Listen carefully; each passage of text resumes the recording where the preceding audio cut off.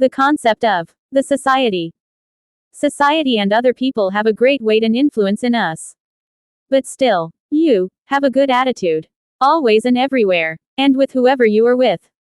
Even if the vast majority of people are mean, violent, offensive and bad. Even so, you must have and maintain a good attitude. Don't care about the others. Never ever allow that others to determine your mood or your feelings, or your happiness, or to tell you what you can or cannot do, or to tell you what you are capable of, or not. They don't even have to tell you what your limits are. Never. People who have a bad attitude, full of fury, rage and hatred, it's because their families do not love them, nor their children, nor their wife, not really anyone. And they only see and focus on the problems that they have. They lock themselves in their problems, but that bad attitude is attracting more bad events and bad people into their life. Their life is so miserable and sad, because of their bad attitude. That really, nobody loves them, and that's why. They life it's so sad, miserable and lonely, and that's why, they're so full of anger, fury and rage, towards others, and life. And they try to unload that rage and fury on others. But even so, never ever allow that they try to unload their fury and rage on you. Never. If they have that kind of life, because of their way of being. That's their problem. Not yours. And they will try to lock you into their problems and make you feel like them. In other words, they see with courage and envy, that other people feel good and that they are loved and happy. And they will not allow others to be happy and to feel good. The concept of congruency. You have to be congruent. This is maybe the most important concept of thinking, feeling and acting in our lives. The definition of congruency is an state of synchronicity. The act to synchronize and align our thoughts, our words, our actions, our movements, our feelings and our emotions on the same direction, that our objectives and our goals. The congruence in our life, it's something extremely important, to be happy, and to reach all of our dreams and goals. As we have seen, we think a lot of things. And we feel a lot of feelings. And everything goes and comes from our wonderful brain. Everything. We adopt, and we create new beliefs in our mind. And the congruency, it's to synchronize our movements, our actions and our words. Our feelings and our emotions. With our thoughts.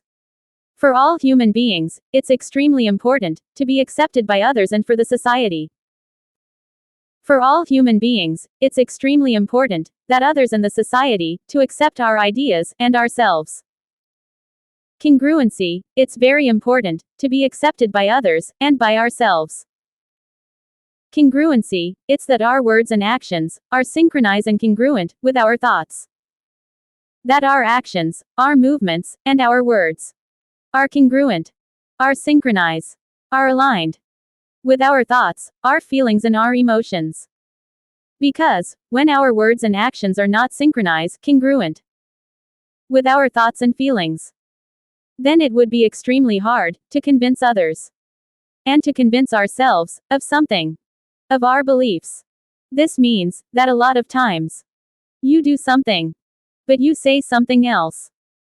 And you think something different, and you feel something completely different. Sometimes we do something, but we say something else. And we think something different. And we feel something completely different. Our words and our actions comes from our brain. Our words and our actions are the reflection of our thoughts, our feelings and our emotions. But it's not always like this. Let's say that in your school, you hang out with bad people, and somebody say, let's go in and scratch the teacher's cars, because they're treat me bad. And you say and think, okay, let's do it, because you are afraid to lose their friendship, and that they would consider you as a coward. So, your thoughts, your words and your actions are synchronized to do that. To scratch the teacher's cars. But when you are ready to do it, your feelings and your emotions stops you before doing that. Because even if they are forcing you to do that, you will not do it, because your feelings and your emotions knows that it's bad. But sometimes our feelings and our emotions wants to do something that perhaps our brain doesn't want to do. And sometimes our brain wants to do something that maybe our feelings and our emotions doesn't want to do. And they can drag us to do something that we don't want to do. So, to who should we pay attention to? To our feelings and our emotions? Or to our thoughts and thinking? That's why it's so extremely important that we are congruent with others, and maybe most important, that we are congruent with ourselves. Our movements, our actions, and our words, it's what we send to others. Our thoughts, our dreams, our feelings, and our emotions are more to ourselves. Congruency, it's to synchronize and align our thoughts, our words, our actions, our movements, our feelings, and our emotions in the same direction as our dreams, goals, and objectives. But let me tell you that the feelings and emotions are extremely, extremely powerful. It looks like that our thoughts are created by our brain, that our feelings are created by our heart, and that our emotions are created by our belly, by our stomach. And this means that even if you do not believe it, a lot of times, it's not a congruency between what we want and what we feel. A lot of times, it's not a congruency with what we feel and what we want. A lot of times, it's not a congruency with what we feel and what we think. That a lot of times, there is not a congruency with what we thought and what we feel. A lot of times, it's not congruency with what we do, and what we think. That a lot of times, it's not congruency with what we think, and what we do. That a lot of times, it's not a congruency with what we do, and what we feel. That a lot of times, we do something, but we say something else. And that we think another think. And we feel something completely different. That, maybe our mind wants something, but our heart doesn't want that. That, maybe our heart wants something, but our mind does not want that. Because most of the people are not congruent with themselves. Even if they think that they are not. Let's say that you want to save this world, and you become an environmentalist who protects this planet. But every time that you eat something, you throw away the garbage on the street or in the forest. Or let's say that you are a couple counselor.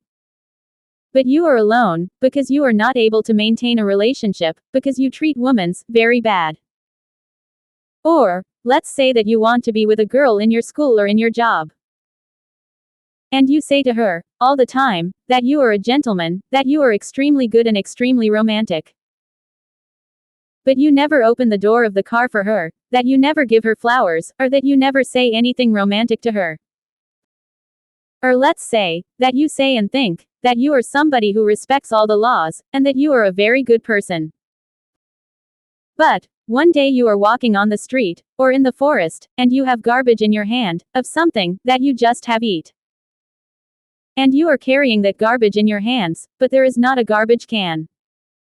And you are tired to carry that garbage. And you look around and you see that there is nobody around.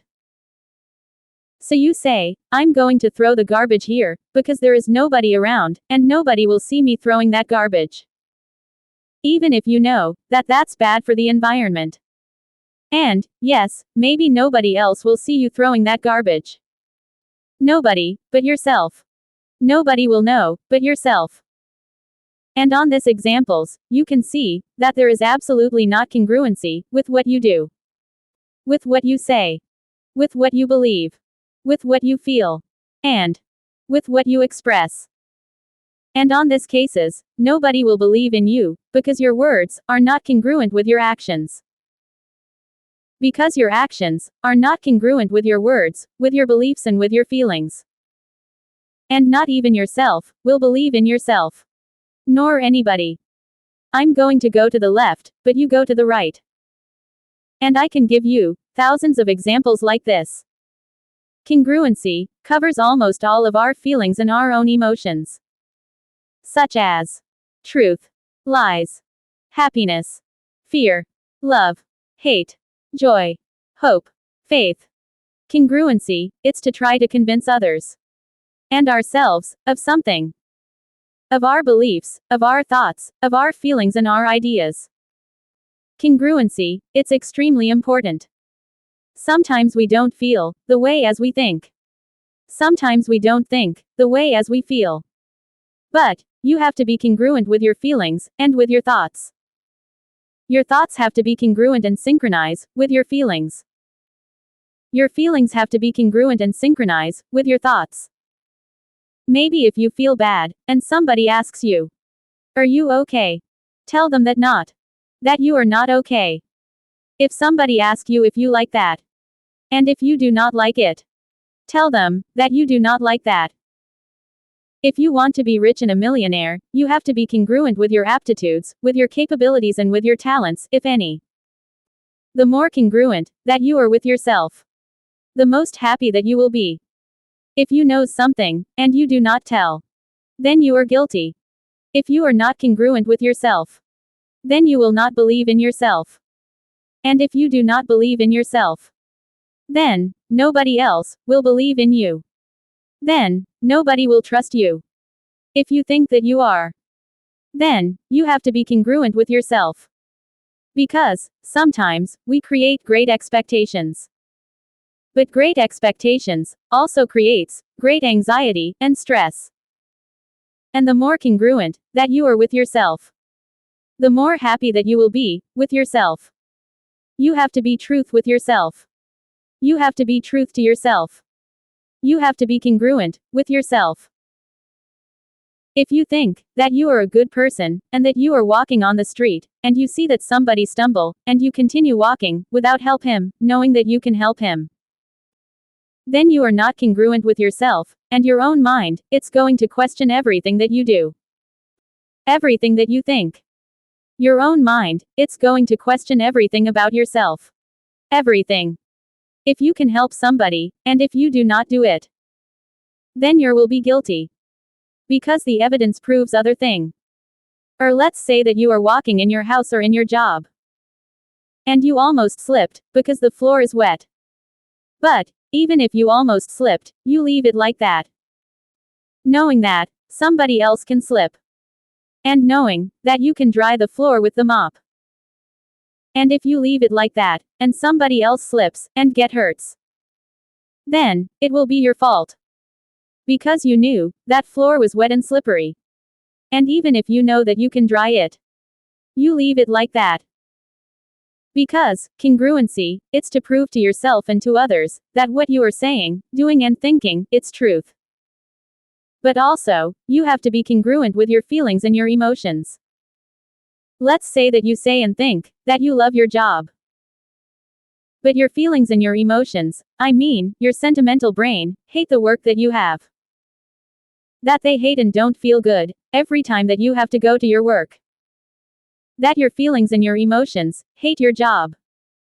And even if your mind tries to convince your feelings and your emotions that you love your job, that's not true. And this conflict will create a lot of stress and anxiety in yourself. Or let's say that you are in a relationship with a very beautiful woman, but you know that she is not a good person, that she treats you and other people very bad.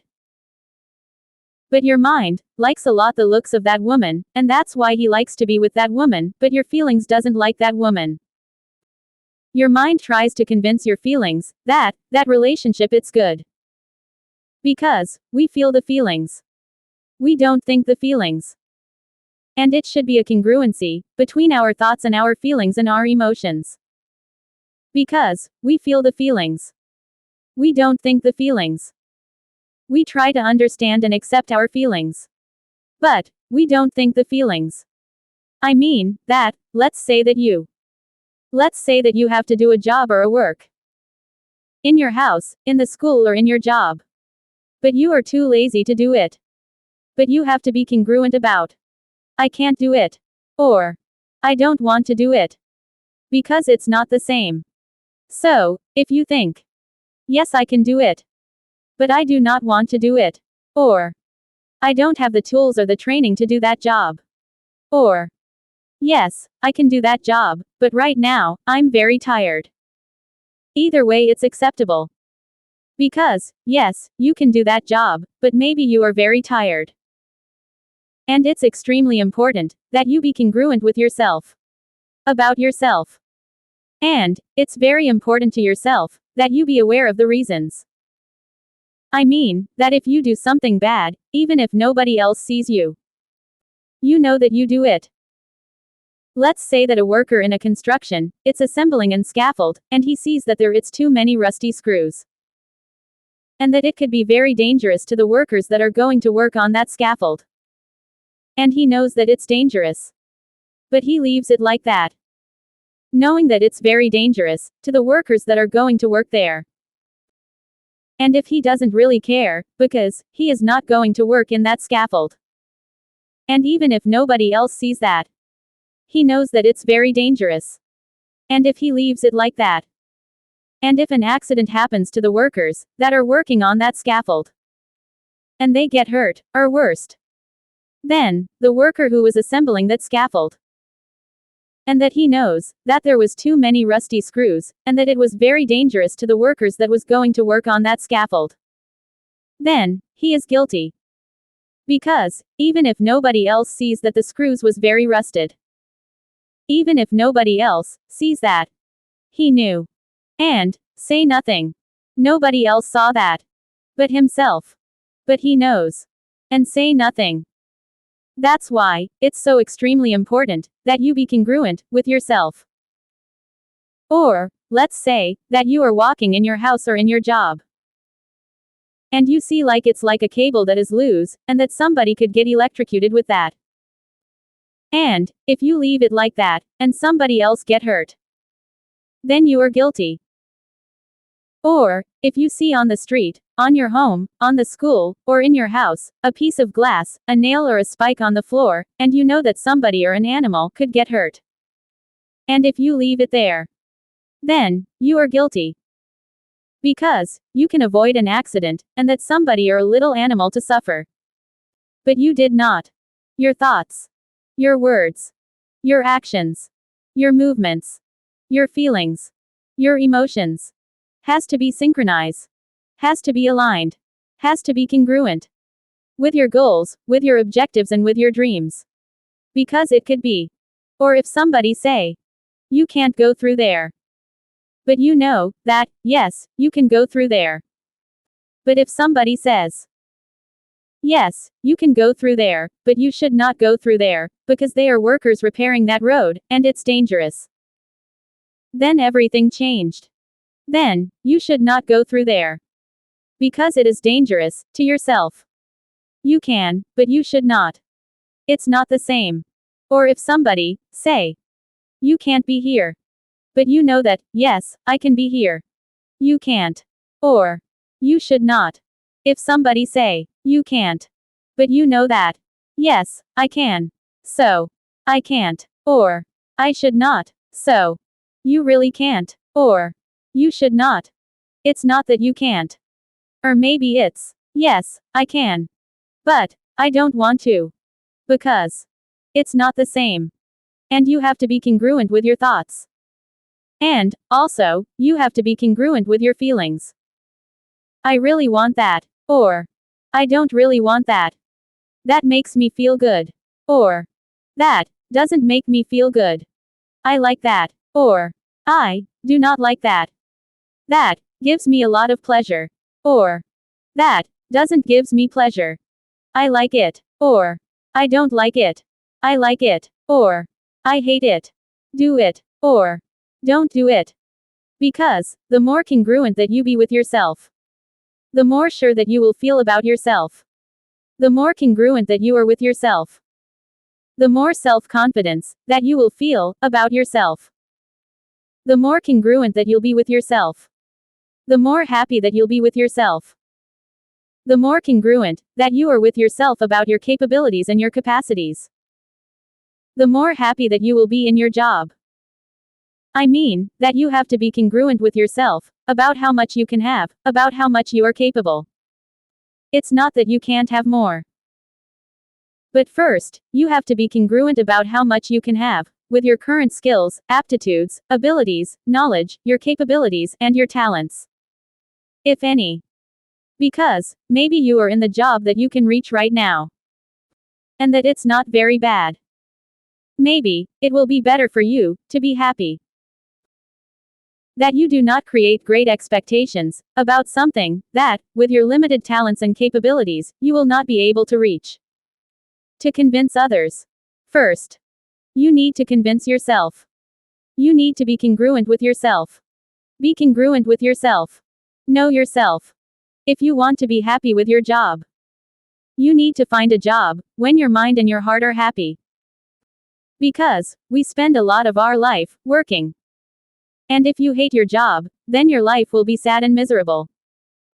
You have to find a job that's easy for you. A job that you can do easily. A job that you can do. A job that you like to do. A job that is easy for you. A job that it's not very stressing for you. Something that you really like, that you love. A job that you are good doing. A job that has good and beautiful installations. A job that's not very far from your home. A job with a good working environment.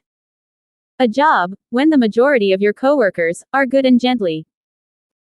A job where they have trainings and courses to improve your skills. Because if you feel good and happy with the job that you have, then you will improve yourself every day. If you have a job that you like, then you'll improve your skills and your abilities every day, and you will escalate a better position in the company. If you have a job that you like, that you love, then you will like to go every day, and you will feel happy to go to work. A job where you feel happy to go to work every day. Because if you want to cry before going to your job, then find another job. You need to have a job that you love to go every day. And then you will be happy every day. Because we spend a lot of our life working. The salary and the pay has to be according to the effort of the job. And if you hate your job, then you will be sad and miserable every day of your life. You will have an unhappy life. But if you love your job, if you feel good and happy in your work, then you will have a happy life, full of rewards and gratifications. Be congruent. You need to find a job when your thoughts and your feelings feel good and happy. The more congruent that you'll be with yourself, the more relaxed that you will be. The more congruent that you'll be with yourself, the more happy that you will be. The more congruent that you'll be with yourself, the more powerful that you will be. To be happy, you have to be congruent with yourself. You have to align your words, your actions, your movements with your own thoughts, with your own feelings, and with your own emotions. If you are not congruent with yourself, then you will never be happy. To be happy, you need to end the conflict within yourself. To be happy, it's extremely important that you are congruent with yourself. Because, believe it or not, right now, you have a very big conflict within yourself. You have a very big conflict within your thoughts and your feelings. Between your feelings and your thoughts. Between your actions and your thoughts. Between your actions and your feelings. Between your thoughts and your feelings and your emotions. Between your words and your actions. Between your actions and your words. Between your actions and your beliefs. And this conflict will never let you be at peace. And this conflict will never let you be happy. This internal conflict, it's affecting you a lot. A lot. To be happy, you need to end the conflict within yourself. You need to be congruent. To be happy, you need to end the conflict between your brain and your heart. Between your thoughts and your feelings. Between your feelings and your thoughts. Between your actions and your thoughts. Between your beliefs and your actions. To be at peace with yourself, there has to be a congruency between what you can do, what you cannot do, what you should not do, and what you do not want to do. Between what do you want and what you do not want. Between what do you like and what you do not like. Between what gives you pleasure and what doesn't gives you pleasure. Between what makes you happy and what makes you cry. Between what gives you happiness and what makes you cry. You have to be congruent with yourself. Know yourself. Happiness begins. When you stop fearing, happiness begins. When you'll be congruent with yourself. To feel good and proud of yourself. Do things that matters. Do important things for you and for the world. Do things that matters to you and to others. Do not waste your time. To be happy, you need to forget all the bad moments that you have lived. You need to forgive. You need to forget. You have to let them go. The problem is that you do not forgive. That you do not forget. And that you just don't let it go. But to be happy, you need to forgive. You need to forget. And you have to let it go. You have to let it go. You have to. The concept of the excuses. We invent thousands of excuses every day to not do our work. We use a lot of energy, intelligence, ingenuity, and smartness. Creating excuses and justifications. Thinking about excuses, instead of doing the things that we have to do. We spend a lot of our time creating excuses instead of doing our job. And this it's something bad for our brain. Because you can convince yourself that you can't do it. Even if you can do it. If you invent so many excuses to not do a job that yes, you can do. You can convince your own brain that work that you can do. But you can convince yourself that you can't do that work. Even if you can. Because you create so many excuses. Instead of doing it, and feel good and proud of your work and your abilities. Because, have you ever wondered how much energy, time, intelligence and smartness we use to invent excuses? Instead of doing our job. Have you ever wondered? But let's be honest with yourself. The concept of the decisions. All the time we need to take immediate decisions. Long-term decisions. And future decisions. The definition of decision is a judgment, conclusion, or resolution, reached or given. A verdict that our minds takes after seeing, analyze, and process all the information that he has received from our six senses. Our minds take decisions based on all the information that we have, and the possible consequences. Even good or bad.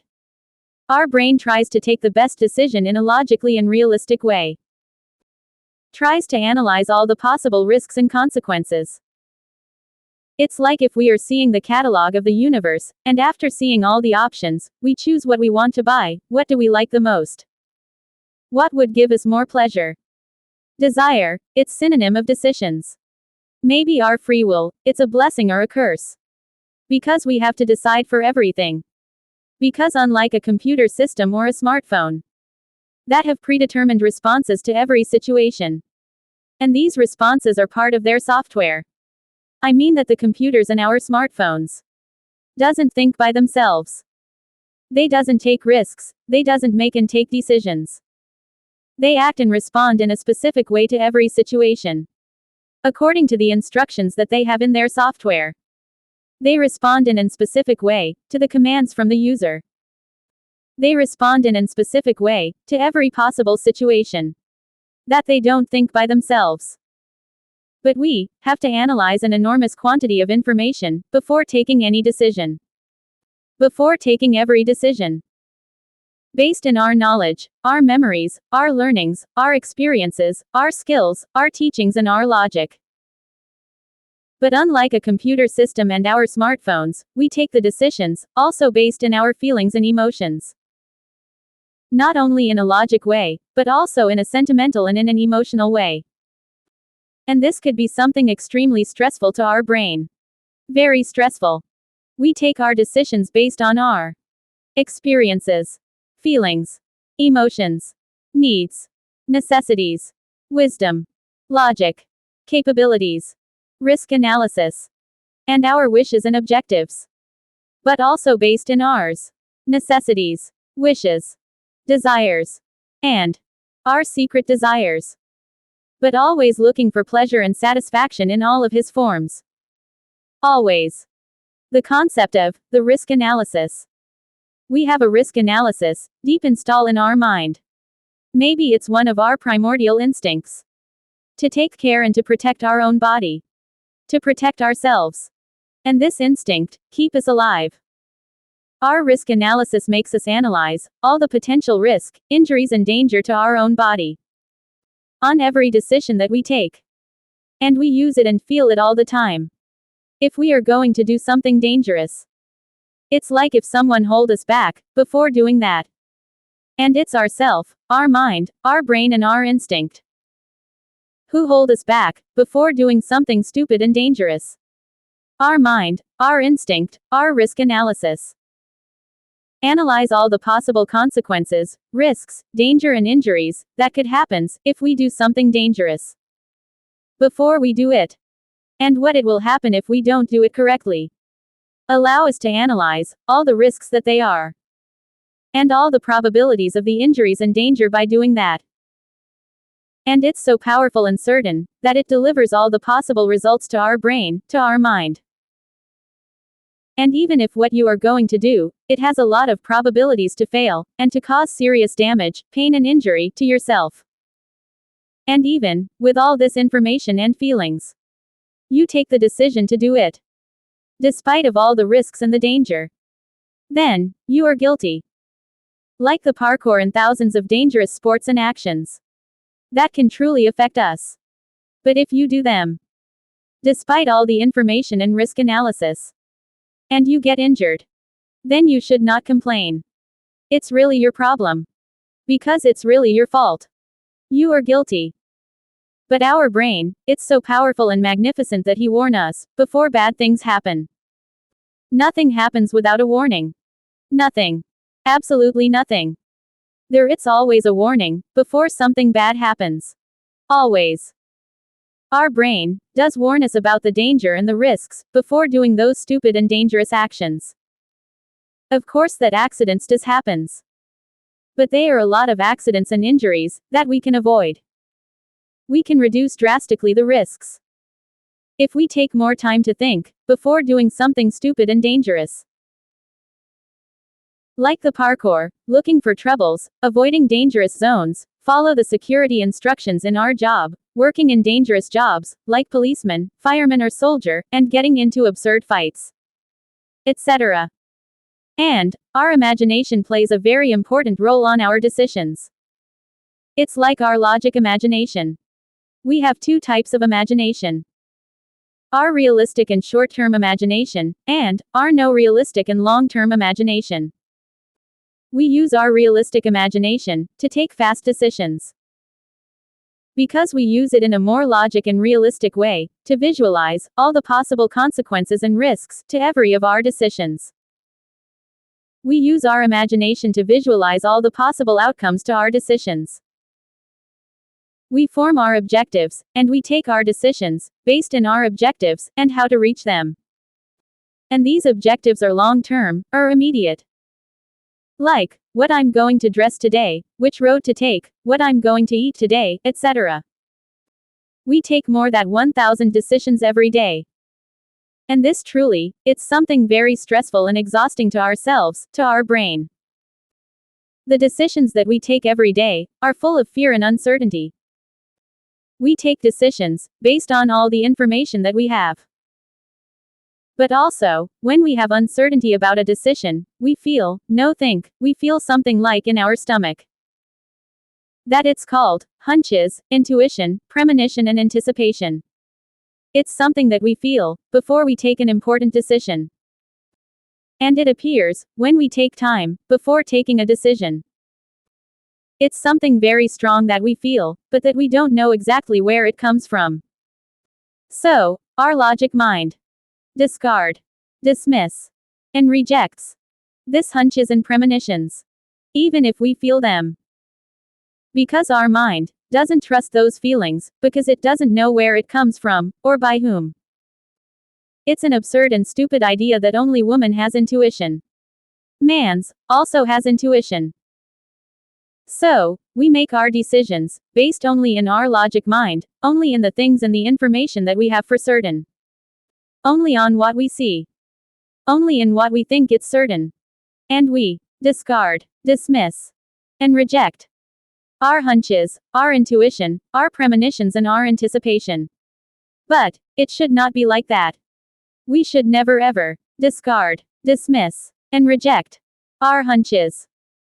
Yes, I know that we think that taking decisions, based on the information that we have, and that we think it's certain, it looks like the best choice. But it's not always like that. Science said that if you can't measure something, then it doesn't exist. But it's something very stupid, and very wrong. Science doesn't knows everything. Doesn't knows. That's why, to take the best decision, that can affect or improve, your life and of your loved ones. Listen to your heart. Listen to your hunches and premonitions. Pay attention to your instincts, to your anticipation and to your intuition. It could be that our hunches, intuition and premonitions comes from ourselves from the future, saying to us, don't do it. Or it could be someone else, telling us, please don't do it. Because time it's something relative. I mean, that really, we can send messages and information to ourselves from the future to the past. I don't know. But, not because science say that it doesn't exist. Then, it will not exist. Really science doesn't knows everything. What science knows for certain? It's less than 0.0000000000000000001% of the universe. Science knows almost nothing. Science and scientifics are a bunch of pompous pricks who think that they know everything. That's why, doesn't believe and accept all that science said. Don't believe in science religiously. Don't do it. But don't get me wrong, science has give us a lot of good things. But if science it's so great, why we don't have the cure of cancer and of so many diseases? Why our electricity bill it's so high? Why gasoline or fuel, it's so expensive? Why there it's so much hunger on the world? That's why, you can see that science it's no so infallible and great. Science says, that love and all of our feelings and emotions that we have, doesn't exist. Even if we feel them all the time. That's why, don't follow science religiously. Don't believe in everything that science said. Yes, I know that our mind looks for real and certain information. And that's why we looks for what science says. But it's not always the best way. Our hunches, our premonitions, our intuition, our anticipation does exists. That's why, if you feel that something isn't right, then don't do it. That's why, if you feel that something it's right, then do it. Our hunch is an intuition. Of course that exists. And to take the best decision, you should base your decisions in your hunches and your intuition. As we grow up, our decisions affects or benefit a lot more, ourselves, and our loved ones. That's why, we take a lot more time to think every decision. But truly, that's why, there are some tools and things to help us take the best decision. And decrease our anxiety and stress. That's why in almost every office and company, there are uniforms. Because the uniforms help us to avoid one of the most stressing things that exists. The way that we look. So, by using uniforms, our mind doesn't stress with that. But I have to admit that women stress a lot more on their look than man's. A lot more. Man's doesn't really cares or stress about what they are going to dress. They don't really care. And this is because women's cares a lot more on the way they look, because that's really the only thing that they have to show. But man's knows that their intelligence, their work, the ideas and solving all the problems and situations, it's their best card. Men doesn't really care and stress about their look. They care a lot more to do a very good job, and to have a very good idea. In the case of which road to take. This could be something extremely stressful, because of the rush and the necessity to arrive on time to our job.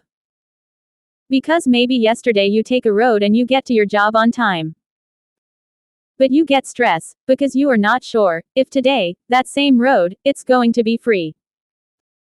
But that's why Google Maps and Waze can help you take the best decision on which road to take. And all this will help you to relax. To be more relaxed.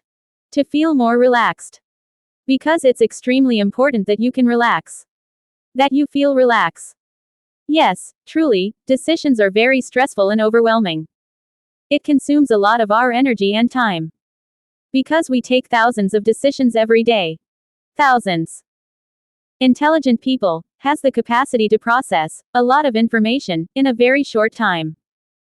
And to take decisions. Like the super billionaires, like Elon Musk and Jeff Bezos. They truly are capable to analyze and process an immense amount of information in a very short time. To take the best possible decision.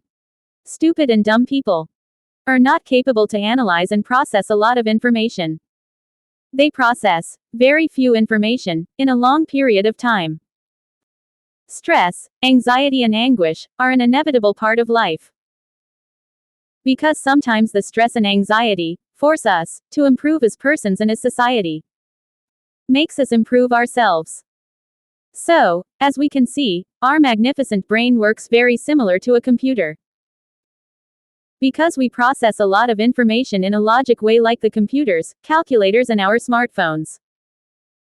But our brain also has to process all the information on a sentimental and an emotional way. And this it's something extremely hard to our brain. Because unlike the best and most powerful computer in the world, our brain process all the information in a logic way. But also, our brain has to process the information of our feelings and our emotions. What a computer will never do. And this could be something extremely stressful and exhausting to our brain. The concept of acceptance. Believe it or not, acceptance it's something extremely powerful and useful to achieve all that you want. The definition of acceptance is the act of taking, receiving, accepting something. A reception, an approval. To endure, to understand, to accept, without protest or reaction. It's to accept something given. But, in this case, it's to understand and accept our current situation. It's to accept our current reality. It's to accept our feelings and our emotions. It's to accept the way that we live. It's to accept and understand our current situation. Believe it or not. You have a lot of resistance to change your life. You are afraid to change your life. Even for good or for bad. You have an extremely strong resistance to change your life. Even for bad or for good. Because, believe it or not, accept it or not, you are so extremely used to the life that you have. Because you have find thousands of excuses and reasons to resign yourself to the life that you have. It's not that you are happy. It's that you are resigned. Because, I'm sure that you have think thousands and thousands of ways to change, and to improve your life. But after think on that. And that you can see that it's very hard. That it requires to study a lot, to work harder and to put a business. You get tired, and you get lazy to do what it takes to improve your life. So, you resign to the life that you have. So, you create that strong and powerful feeling of resistance and resignation to change your life. You think, and you expect, that somebody else or a divine act to change your life. You're too lazy to transform your own life. That's why you prefer the resignation. And of course that you will accept like a miracle or something, like winning the lotto, to change your life. And you're waiting and hoping for that. To change your life. But that's something that it will never happen. That even if you don't accept it, you are terrified to change. Acceptance ends resistance. If you accept with all your heart and your mind that you are ugly, then you can be handsome. If you accept with all your heart and your mind that you are poor, then you can become a millionaire. If you accept with all your heart and your mind that you are lazy and weak, then you can change. If you accept with all your heart and your mind that you are dumb and stupid, then you can change. If you accept with all your heart and your mind that you are incapable, then you can change. If you accept with all of your mind and heart that you are poor, then you can change. If you accept with all your heart and your mind that you are not happy with your body and with your life, then you can change your body and your life. But to change everything, first, you have to accept it. First, you need to accept it. But acceptance doesn't mean that we can't change, transform, and improve our own life. Never. But truly, acceptance, it's the very first step. To attract, to achieve and to improve everything in our life. Everything. Absolutely everything. Denying, rejecting, refusing and lying to yourself. It's resistance. Accept it or not, you have a lot of resistance. Resistance to change. Resistance to improve. Resistance to transformation. Resistance to accept your reality. You're resisting change. Yes, I know that you want to become a millionaire. But believe it or not, you are resisting this. Consciously and unconscious. When you accept that you are poor, and that you are not happy with your life, then, you can transform your own life. Acceptance, it's to be strong and realistic. It's like when you give up completely. That's when miracles happen. Because you are accepting that you can't do it. And when you give up completely, you end the resistance. And then, good and wonderful things will happen. Because there is no resistance. Acceptance ends resistance. The concept of pleasure. Our brain, it's always looking for pleasure in all of his forms. But yes, there are different levels of pleasure. According to the intensity of the physical interaction. According to the intensity of the pleasure that make us feel. But even so, pleasure, it's pleasure. Our brain, it's always looking for rewards. Our brain, it's always looking for pleasure. And for all the things that makes us feel good and satisfied. Our brain, it's always looking for satisfaction. Our necessities rules a big part of our behavior. Our fears rules a big part of our behavior. Our emotions rules a big part of our behavior. Our desires rules a big part of our behavior. Until we find out our real identity. You don't need to be manipulated for anybody. The opinions from others. They're only opinions. Take the good things from others. Take the good things from every religion. But form your own opinion. Form your own beliefs. Create your own opinion. Create your own beliefs. Never allow to be manipulated by anybody. Never. You do not have to be manipulated by anybody. Do not allow to be forced or bribed to change your beliefs. Until we find and accept what we really like. What make us feel happy. What gives us happiness. What gives us pleasure. Who we really are. And even if our brain it's so magnificent and powerful. It seems that we are connected to something else. To something bigger than ourselves. It looks like, if our brain, it's connected to the entire universe. Our peace of mind. You have to find a way to feel relaxed. You need to relax. First, control your own body. Then, you can manipulate the entire universe. You have to understand and to accept that the entire universe it's responding to the energy that you yourself are generating. The concept of truth and a lie. As we have learned, our brain thinks a lot of things. Our brain analyze and process an enormous quantity of information. Our brain tries to understand all the world around us and ourselves. But sometimes, even if we understand the world and ourselves, we do not accept it. That's when our brain creates the truth and the lies. But what is truth? The definition of truth is the act of accept the reality of an event, a situation, a happening, a think, an idea and an act. Truth it's to accept the undoubtedly. Truth it's the acceptance of the reality. And even if truth it's something relative. There are things and situations that cannot be denied.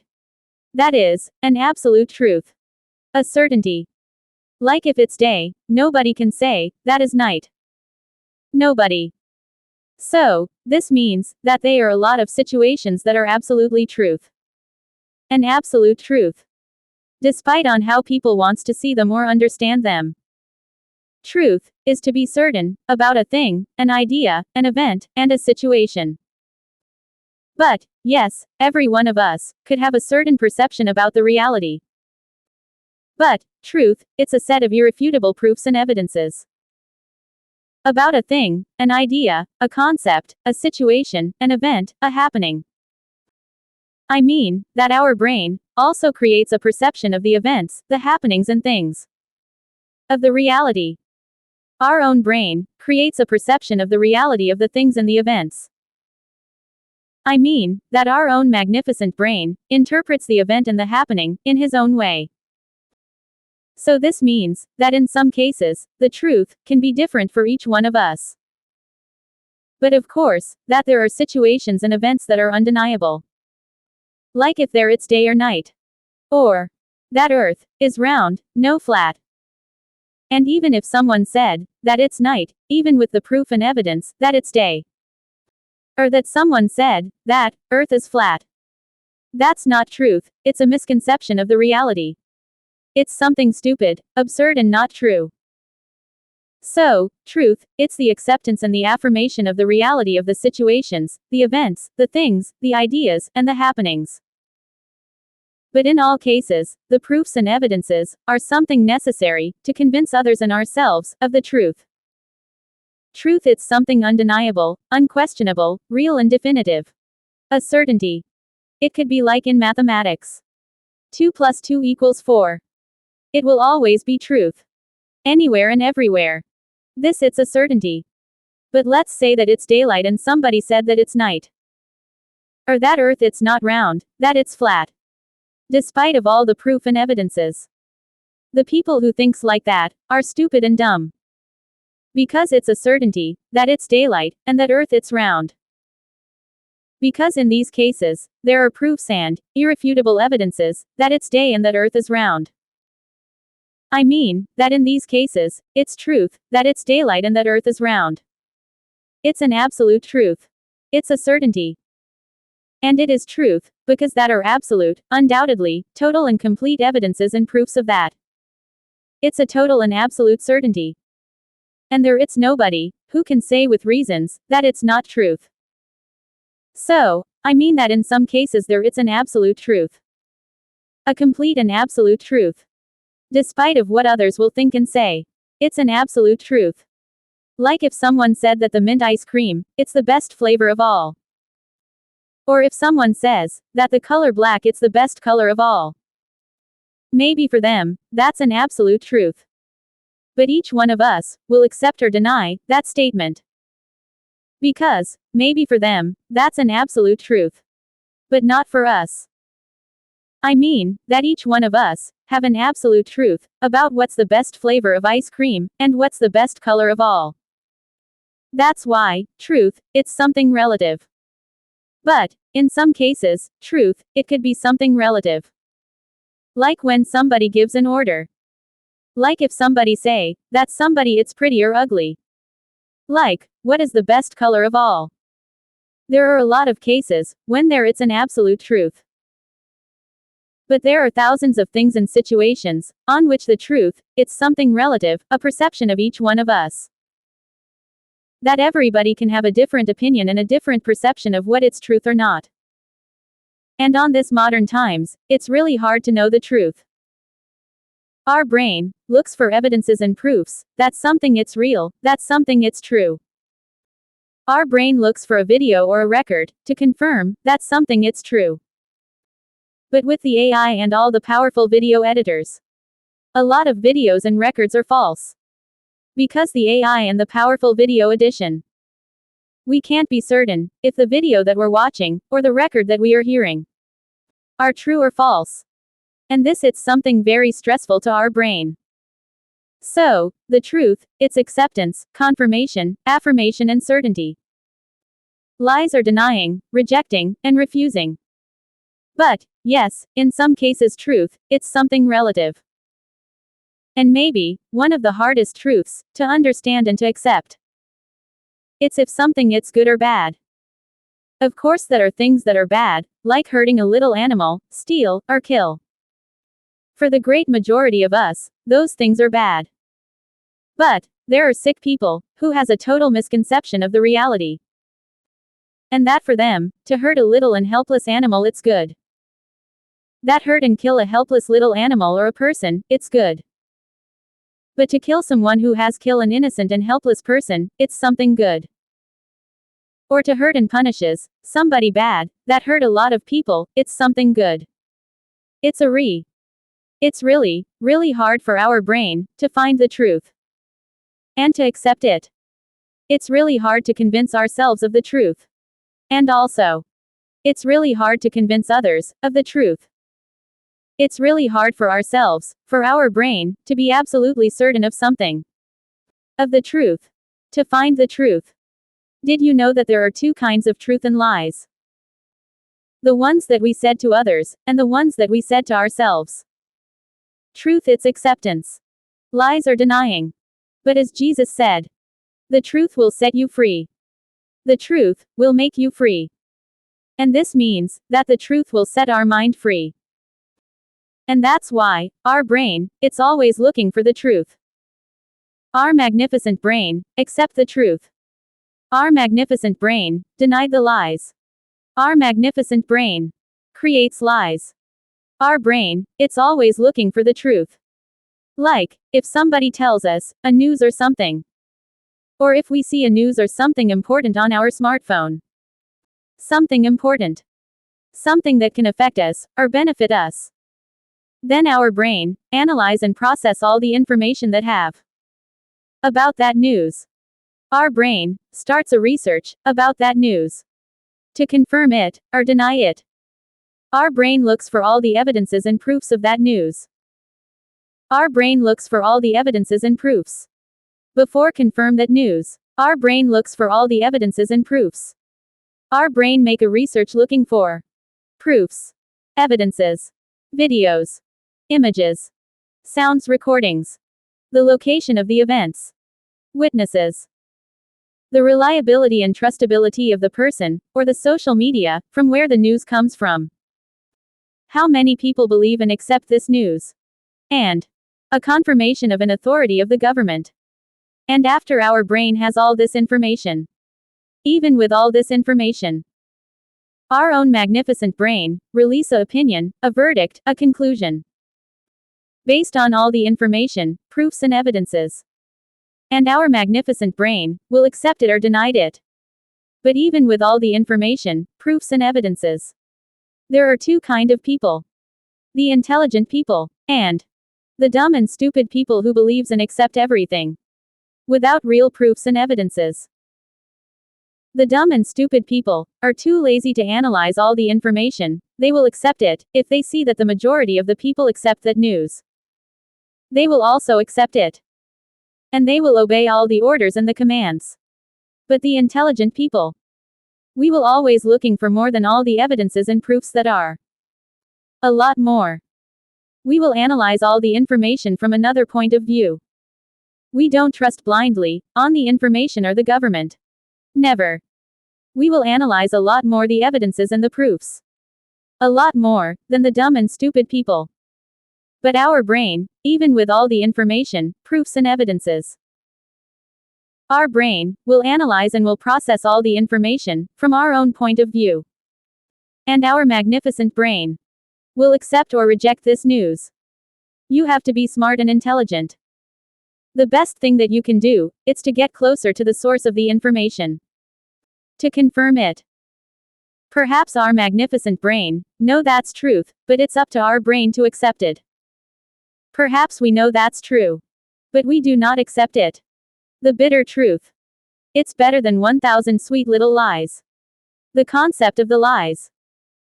The lies are a way for our brain to excuse something and a situation. Lies, it's denying, rejecting and refusing the truth. Lies, it's denying, rejecting and refusing the reality. Lies are an illusion. But why do we create the lies to others and to ourselves? The definition of lies is an idea, a statement, a false reality, and a misconception of the truth, of a fact, an event, and something. Lies and lying, it's a way of our brain of self-defense. But why do we lie to others and to ourselves? Sometimes, we create lies in order for the initial shock and impact of a terrible event or situation. Stage of denial. The denial, the lies, can initially cushion the blow of the lack of a loved one, or that a terrible event and situation, and postpone part of the pain. But this stage cannot be permanent, because at some point, it will collide with the reality. But that denial and lies could not be eternal. At some point it will collide with the reality. Lies are denying the truth about an event and situation. Sometimes we create lies to others. To hide something bad that we have done. Lies, it's denying the truth. Lies, it's denying the reality. Lies, are to convince. Lies, it's fear to accept the truth and the reality. But lies, are also faith and hope. But you know how much energy, intelligence and ingenuity, we use to create lies. Believe it or not. Lies, are not always something bad. Believe it or not, there are good lies. Because sometimes, we create lies to others, in order to maintain an illusion, to somebody that we love. Like when we lie, or not saying, the many problems that we have at work. In order to not anguish and worry our sons and our loved ones. And this means, that when we get home, and our loved ones, ask us, how was work? We say, it was great, and we smile. Even if we want to cry. But we smile, even if we know that it was a terrible day.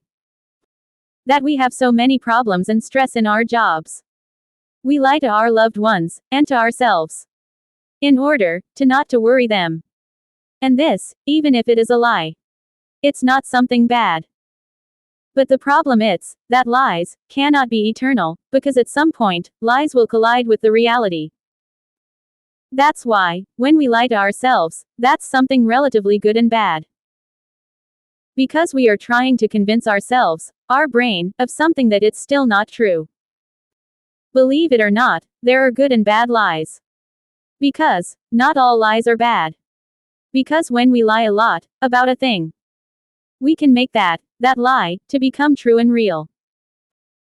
Because we are convincing ourselves, because we are convincing our brain, that lie, it's true. If you're fat, and you lie to yourself, saying a lot of times, that you are thin. Believe it or not, you are going to become slim. If you are ugly, but you lie to yourself, saying a lot of times, that you are pretty and handsome, then, you are going to become pretty and handsome. If you are poor, but you lie to yourself, saying a lot of times, that you are rich and a millionaire, then, you are going to be rich and a millionaire. Believe it or not. Because we are using a lot of energy to convince ourselves.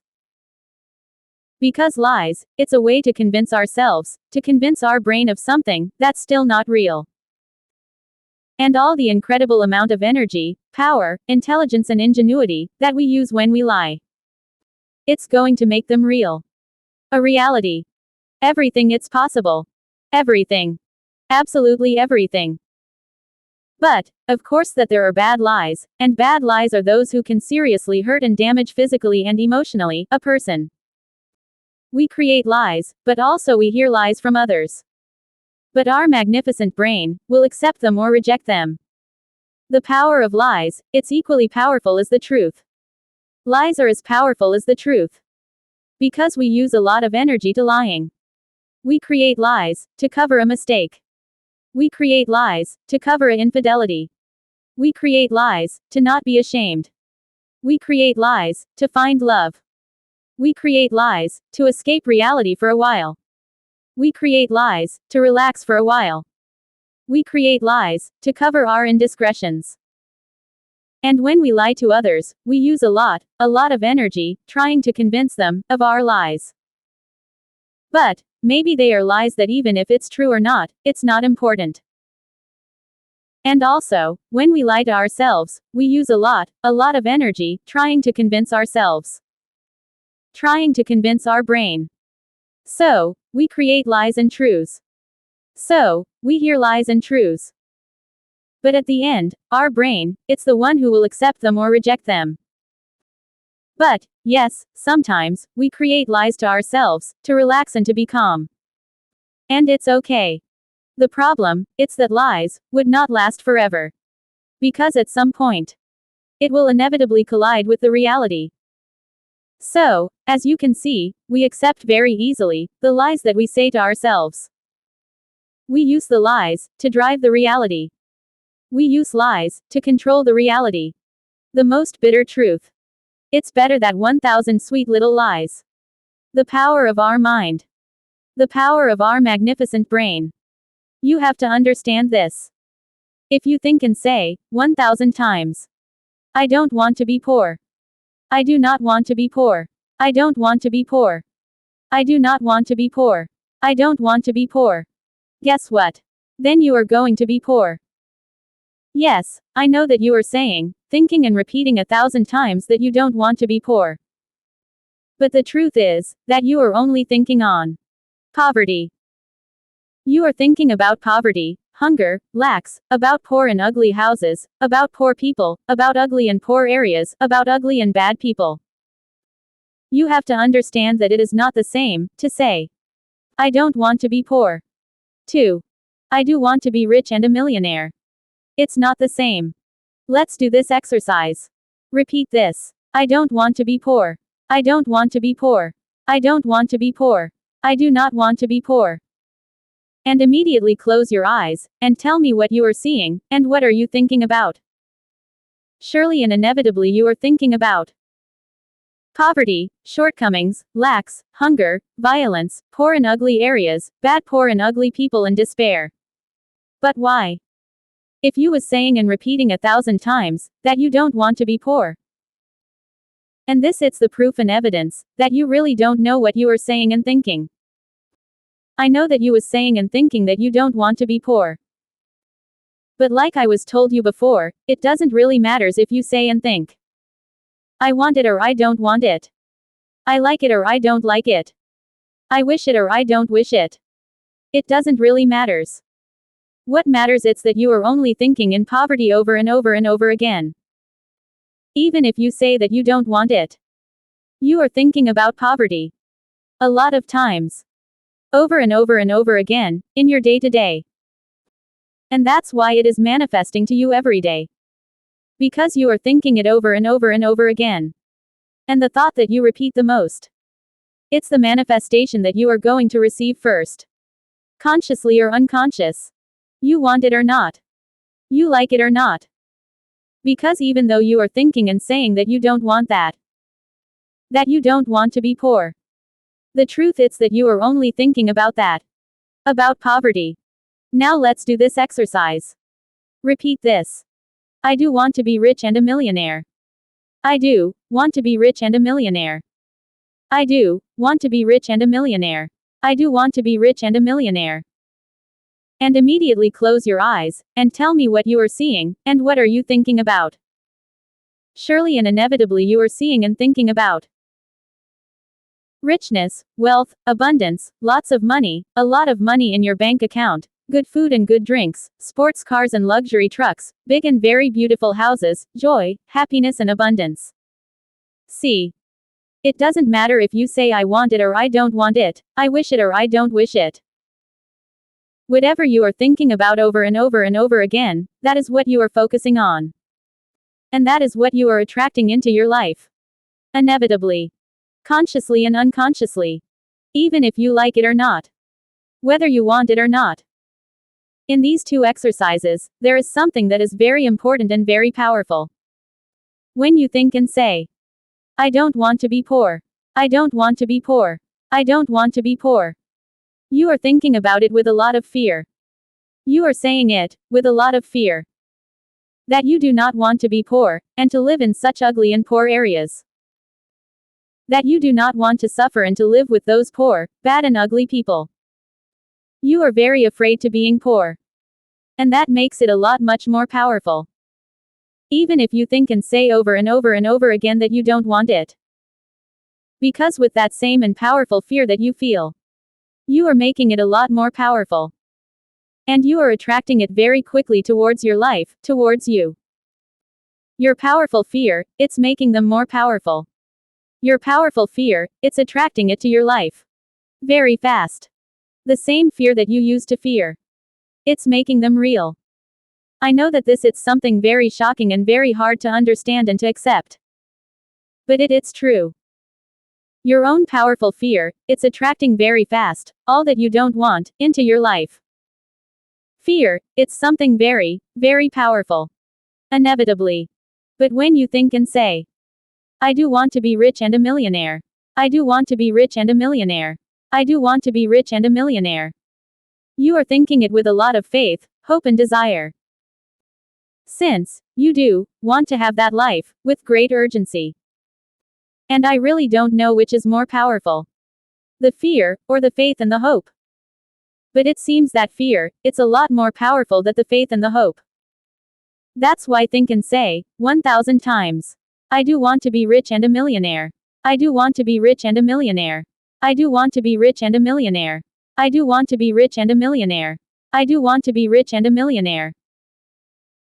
And think about money, sports cars, yachts, big and beautiful houses, good and delicious food and drinks, good and elegant clothes, travels to the best hotels, people who wants to attend you, wealth, richness and power. Even if you still don't have them. Think about these things, most of your day. And so, you will see how your life will improve immediately. Because you will only think about good things, wealth, richness, big and beautiful houses, sport and luxury cars and SUV, good and delicious food and drinks, travels, and a lot of money. And then you will inevitably attract only this. Wealth, money, richness, abundance, beautiful houses, joy and happiness, a beautiful and easy life. Because you will only think in wealth and money. Because it's not the same to think, I do not want to be poor. 2. I do want to be rich and a millionaire. It's not the same. And that's the power of our thoughts. That's the power of our brain. You have to understand that everything in the entire universe, it's responding to the energy that you yourself are generating. And that energy that you are generating, it's through your thoughts, your feelings, your emotions and your own and powerful imagination. All the time. Because fear, it's very, very powerful. Our brain thinks in a logic way. But even more that the computers and smartphones. Our brain create feelings and emotions. Mind and heart. Thoughts, feelings and emotions. All three are equally powerful and important to us. Because we are always looking for a way to feel pleasure, happiness and to feel satisfied. To feel pleasure. Our emotions, our feelings will force our mind to find a way to satisfy our desires, feelings and wishes. To feel pleasure. Our stomach creates our emotions, such as fear, distress, nerves, the forbidden, excitement, desire, excitement and ecstasy, for something new and forbidden. Our heart creates our feelings, such as love, compassion, joy, faith, hope and happiness. Our mind creates our thoughts, such as fear, desire, ambition, greed, revenge, hatred, anguish, jealousy, envy, intelligence, words, actions, repairing, planning, overcoming new projects, new businesses and analyzing our current and future situations, and countless things that our mind thinks. And all three are always working. And all three are equally important in our lives. We are always seeking to satisfy our desires, no matter what. We are always looking to satisfy our desires, no matter how. To feel pleasure. Brain equals mind equals thoughts. Heart equals feelings equals emotions. Stomach equals excitement, hunches and premonitions. Science has discovered that we have neurons in our heart and in our stomach. So if it's as if our heart and our stomach thinks independently from our brain. We think and feel many things, and we should never repress them, or reject them, because all of them are just as important to us. You have to identify and be aware of all of your emotions. You have to be aware, identify and recognize all of your feelings and all of your emotions. And if they don't make you feel good, change them, for good and happy feelings, emotions, thoughts and vibrations. The concept of the common sense. The definition of common sense is the ability to think and behave in a reasonable way and to make good decisions. A sense implies a reliable ability to judge and decide with soundness, prudence, and intelligence, a choice showing the basic level of practical knowledge and judgment that we all need to help us live in a reasonable and safe way. The common sense, it's the instinct of survival, and our instinct of protect ourselves. Our own body. Common sense, also is the way, for us, to behave with others, our family, and in general with the society and the nature. And in general, with all this magnificent planet. Common sense, it's acting in a logically and reasonable way. Common sense, it's an instinct that we have installed in our DNA and our brain. Common sense, keep us alive and well. Common sense, it's the way to take the best decision. Based in a logically reasonable, responsible, acceptable, understandable, and valid way to ourselves and to others. Common sense, it's something that we all have. But it seems that a lot of people doesn't pay a lot of attention to. Like the people who do such absurd, dangerous and stupid things. Like the parkour, bikers, getting into absurd fights, doing the absurd challenges of TikTok and the social media. Climbing mountains, swimming with sharks, etc. Common sense, help us to relate it with others and the society. I believe that common sense, it's a feeling more than a thought. That stop us before doing something stupid and dangerous. And we should never ignore, suppress, reject and dismiss it. For our own good. Our instincts, like the common sense, it's something extremely important. Our instincts are something amazing and incredible. It looks like, if our instincts comes from the universe. Our instincts are something awesome, something wonderful. Our instincts not only keep us alive. Our instincts help us to improve ourselves every day. Never, ever, ignore, deny, suppress and reject your instincts. Never. The concept of envy and jealous. One of the most powerful, absurd and stupid, feeling, emotion and thoughts that exists, it's the envy and the jealousy. The definition of envy and jealousy is a feeling of discontented or resentful, longing aroused by someone else's possessions, qualities, body or luck. The feeling and the desire to covet what somebody else has, or to be. Envy and jealousy makes us question ourselves. Envy and jealousy also creates hate, pain, resentment, revenge and violence. Because the envy and jealous, it's the feeling to cause a great damage or pain to the people causing the jealousy and envy. Envy, it's for material things. Jealous, it's about other people. The jealousy appears when you create false expectations about the person that you like so much. Unfortunately, envy and jealousy, it's something inevitably to covet. Because we see every day the terrible breach between rich and poor people. Between beautiful and ugly people. Because we see every day so pretty and beautiful people. And then we see ourselves. And we wondered and asked ourselves, why? If I'm a good and hardworking person, why? I can't have that car, that house, those clothes, and that body. Why? If I get up very early every morning, and I work very hard every day. Why? I can't have those things, that body, that life. Why? Am I not worthy? Am I not deserving? Why? Do I don't have all the things that I want so much? Why? Other people has what I wanted so much. And I don't. Why? Why? Because the envy, it's cause, when we see that other people already has what we want so much. And we ask ourselves, why other people have what I want so much? And I don't. Why? Why? I don't have what I want so much, and they do have it. Why? And the only thing that I can say to you, it's that there are millions of reasons, circumstances and probabilities. Why do you have the life that you have? And why you don't have the life that you want? Envy and jealousy are on the financial level, sentimental level, emotional level, fashioned level, looks level. The envy and jealousy cause a physical pain in our chest and our stomach, and even in our heart. But why? If it's only a thought and idea. And this is because of the power of our mind. The power of our imagination. Because, even if envy and jealousy, they are just thoughts. Even so, our powerful and magnificent brain creates physical pain. And this is not good. And even if this it's something inevitably. This is bad for ourselves. But why, envy and jealousy are so powerful and harmful for ourselves? Why do we feel envy? And this is the proof and evidence of the power of our brain. Let's say that you are ugly, but you like the most beautiful girl in your office.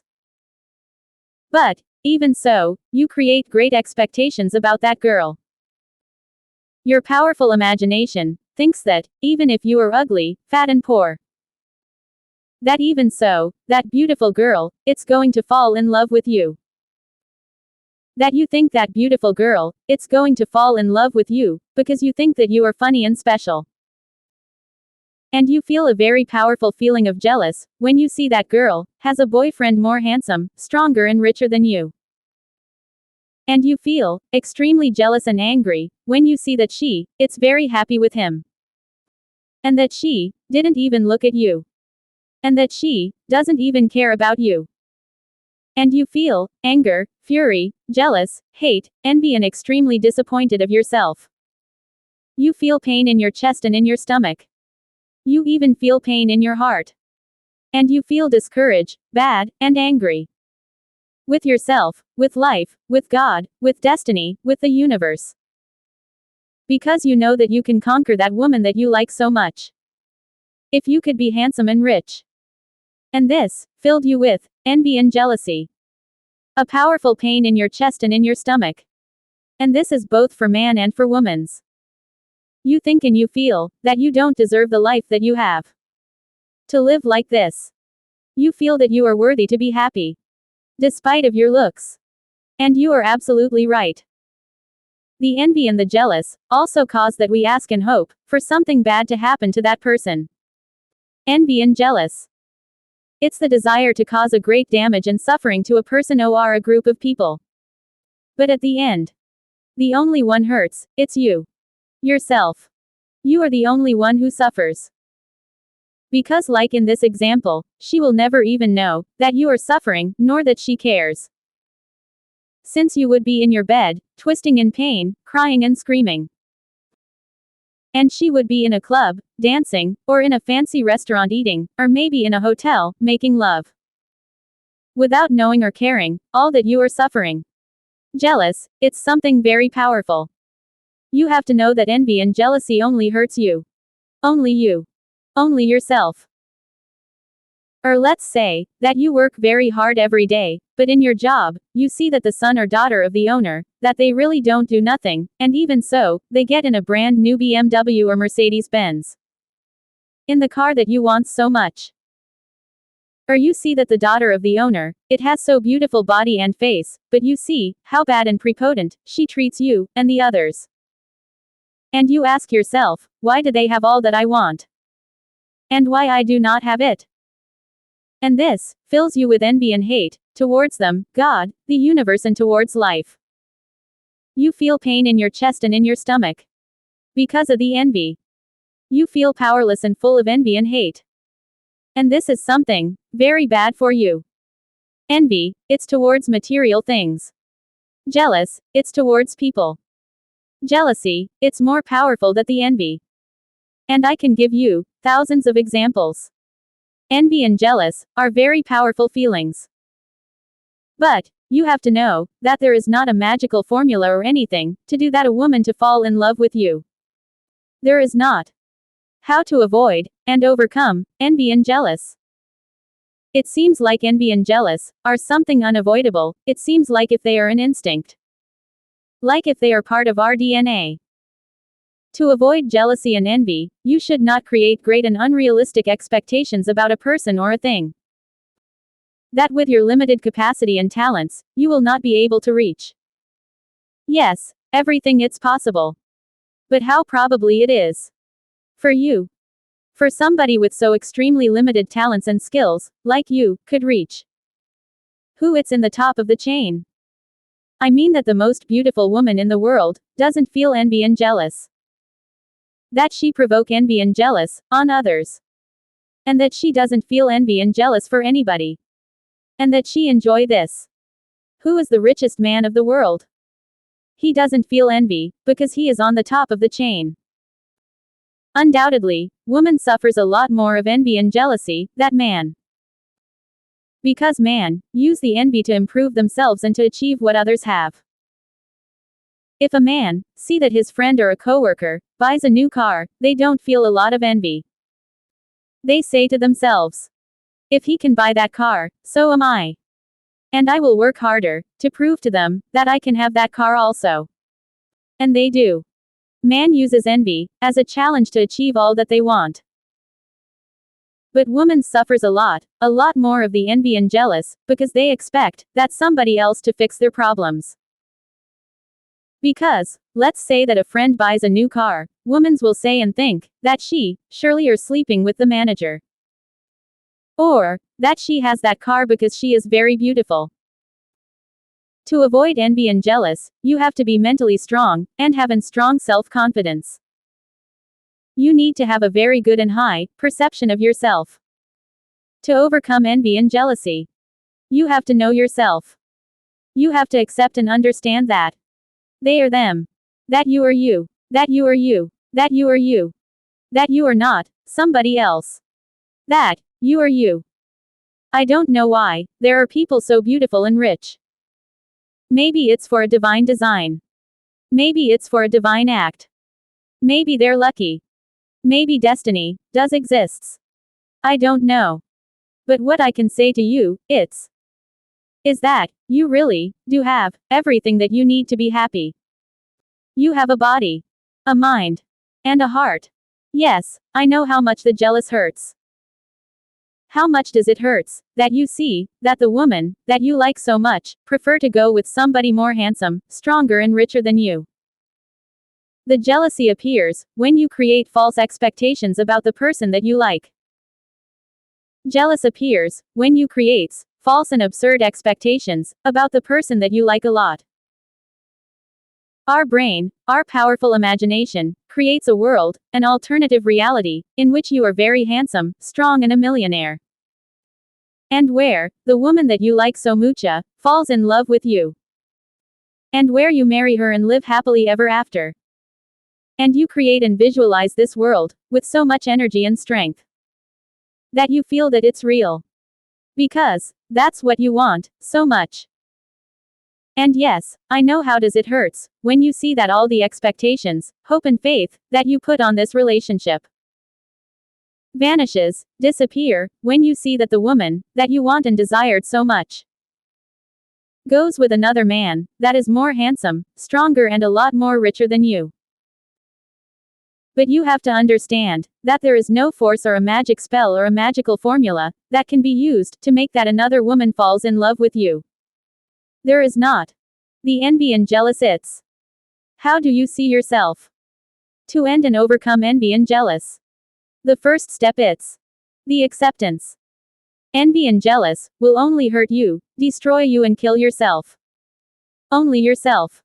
Nobody else. Envy and jealousy are created when we see what others have. And what we want, but that we do not have. Maybe the best way to avoid envy and jealous. It's that you be aware of who you are.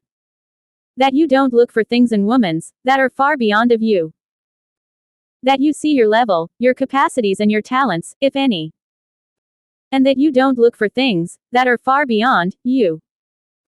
That you be happy with what you have, and with what you are capable. That you don't look for what you are not capable. That you see and accept your level. That you see your capabilities and your possibilities. The concept of how do you see yourself? So, as you start to understand what and how do you think, your brain starts to improve and to untangle. Inevitably. That's why it's so necessary that you learn the meaning of the concepts of what you are thinking and feeling. Of every word. Every thought, every feeling, every emotion, every action, and everything that your brain generates. What does it means? Why do I feel like this? Why did I did that? Why did I say that words? Why do I feel so happy? Why do I feel so sad? Why so I feel so angry? Why do I feel so hopeful? Why am I so afraid? And you starting to understand why. You have to understand that in the same way that you attract bad and ugly things into your life. By that same way, you can attract good and wonderful things into your life. So, as we see so far, our magnificent brain think a lot of things. Our magnificent brain feel a lot of feelings and emotions. And we are starting to understand how do we think. We are start to understand what do we think. What do we are thinking? And how do we think and feel? you or start to understanding that everything that we perceive, think, and see comes from our magnificent brain. Inside out. The concept of hate. It is one of the most powerful feelings, emotions, and thoughts that exist. I would like to tell you that love is more powerful than hate, but it is not. Even hate can be transmitted from generation to generation. The definition of hate is the feeling of repulsion, displeasure, and intolerance towards a person, race, or a group of people. It's the desire to cause a great damage and suffering to a person or a group of people. And usually it is caused by the lack of justice against the people or groups who have consciously committed violent and unjust acts, without any valid reason, against us, or our family. Likewise, against people who, with total arrogance, treachery, and abuse of power, have humiliated us, offended us, denigrated us, embarrassed us, betrayed us, insulted us, or threatened us, for no reason. Taking advantage of their power, position, gender, and social position, or even by relatives. It is when they abuse their power and position to abuse, humiliate, and cause physical or psychological harm to other people, or us. For no reason.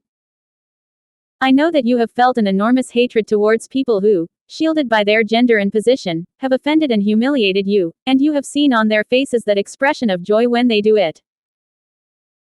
Since they mistakenly believe that due to their gender and position, they can do whatever they want, and that nothing can be done against them.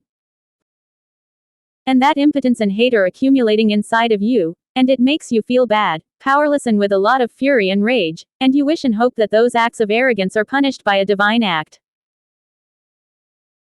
The problem is that no living creature or being should, cannot, or will tolerate this type of humiliation, bullying, and attitudes, and as it accumulates day by day, the moment to explode will undoubtedly come, and perhaps this will lead to an act of extreme violence against them. As it has happened so many times in the world. I don't know if they are justified or not, but they are valid, reasonable, and understandable, since the other people acted consciously and even felt pleasure in making others to suffer. But no human being should or can put up with this.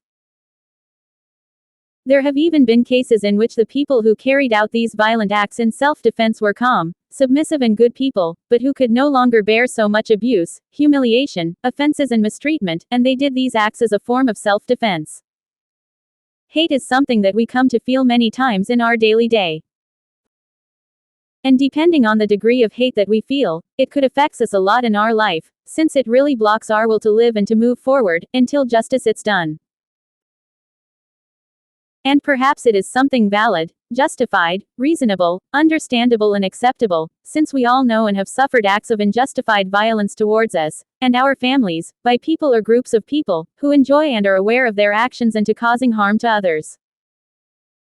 Extreme hate may lead to committing extreme acts of violence towards persons, groups of people, or towards the government itself. When the government does not comply with its obligation to protect and punish the guilty, since in many countries like Mexico, the government does not comply to protecting people and their property. Au contraire, the government is part of the criminal groups, and that they protect the criminals, since it has been known of so many cases in which the government does not protect their own citizens, but that they even are in complicity, and are part of the criminal groups, and that the government protects the criminals. Hate can even be against God, as it was found written in a barracks in Auschwitz, "God will have to ask me for forgiveness," written by a Jew, in the concentration camp, since the hate was due to the lack of God's justice. And for all these reasons, hate becomes something valid, justified, and legitimate, since that person or group of persons acted consciously with treachery, arrogance, presumptuous, and abuse of power.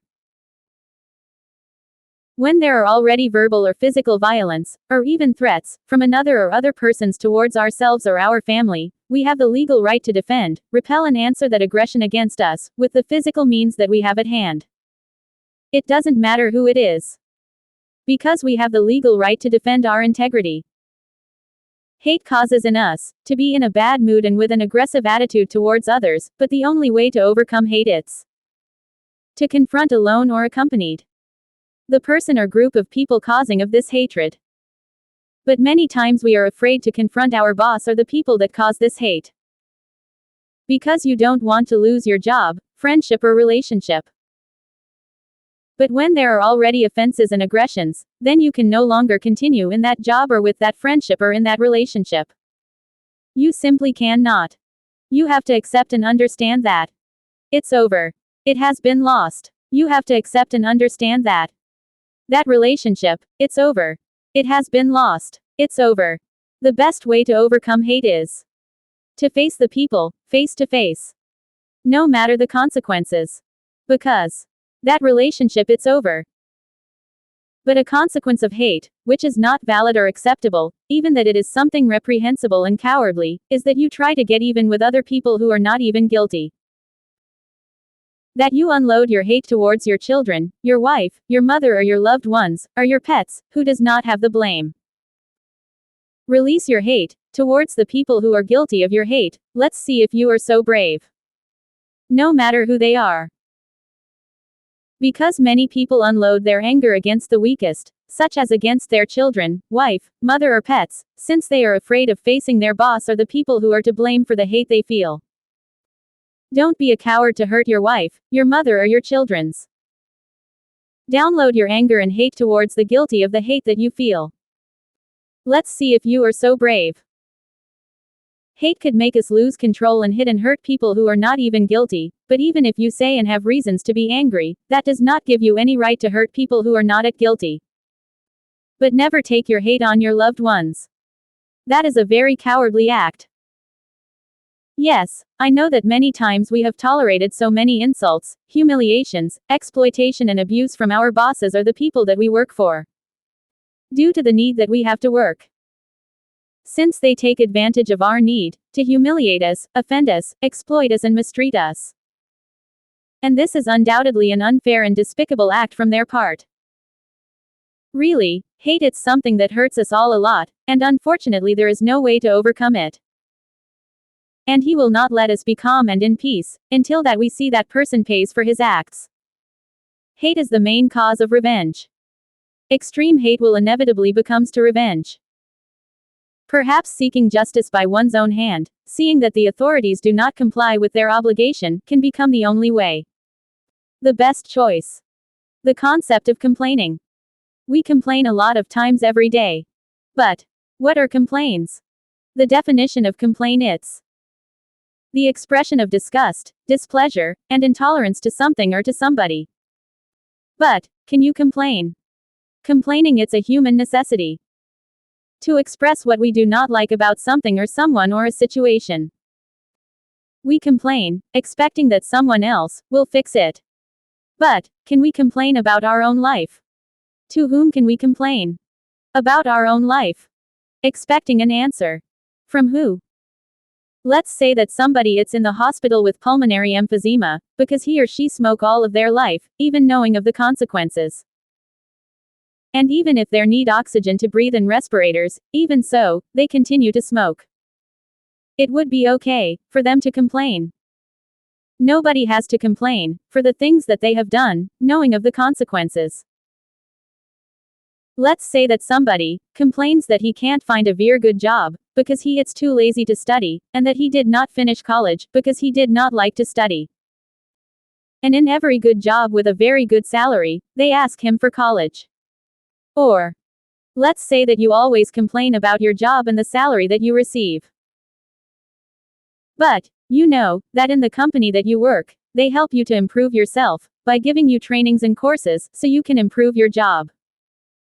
But you prefer to go with your friends and drink beer. And even so, you still complaining. Even if you have the opportunity to improve your life, you prefer to go with your friends to drink beer, and to spend the few money that you earn on beers. Do you think that you can complain? Do you think that you have the right to complain? Do you have the right to complain?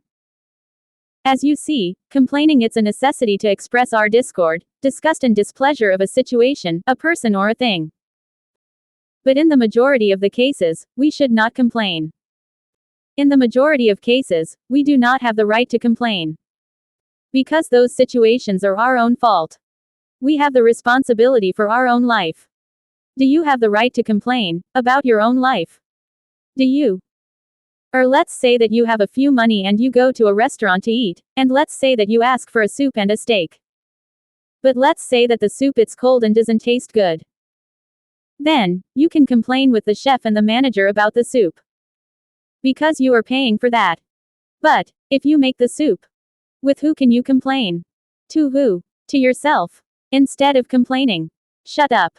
And get out, and improve your own life. Face all your problems with strength, braveness and intelligence. The concept of our peace of mind.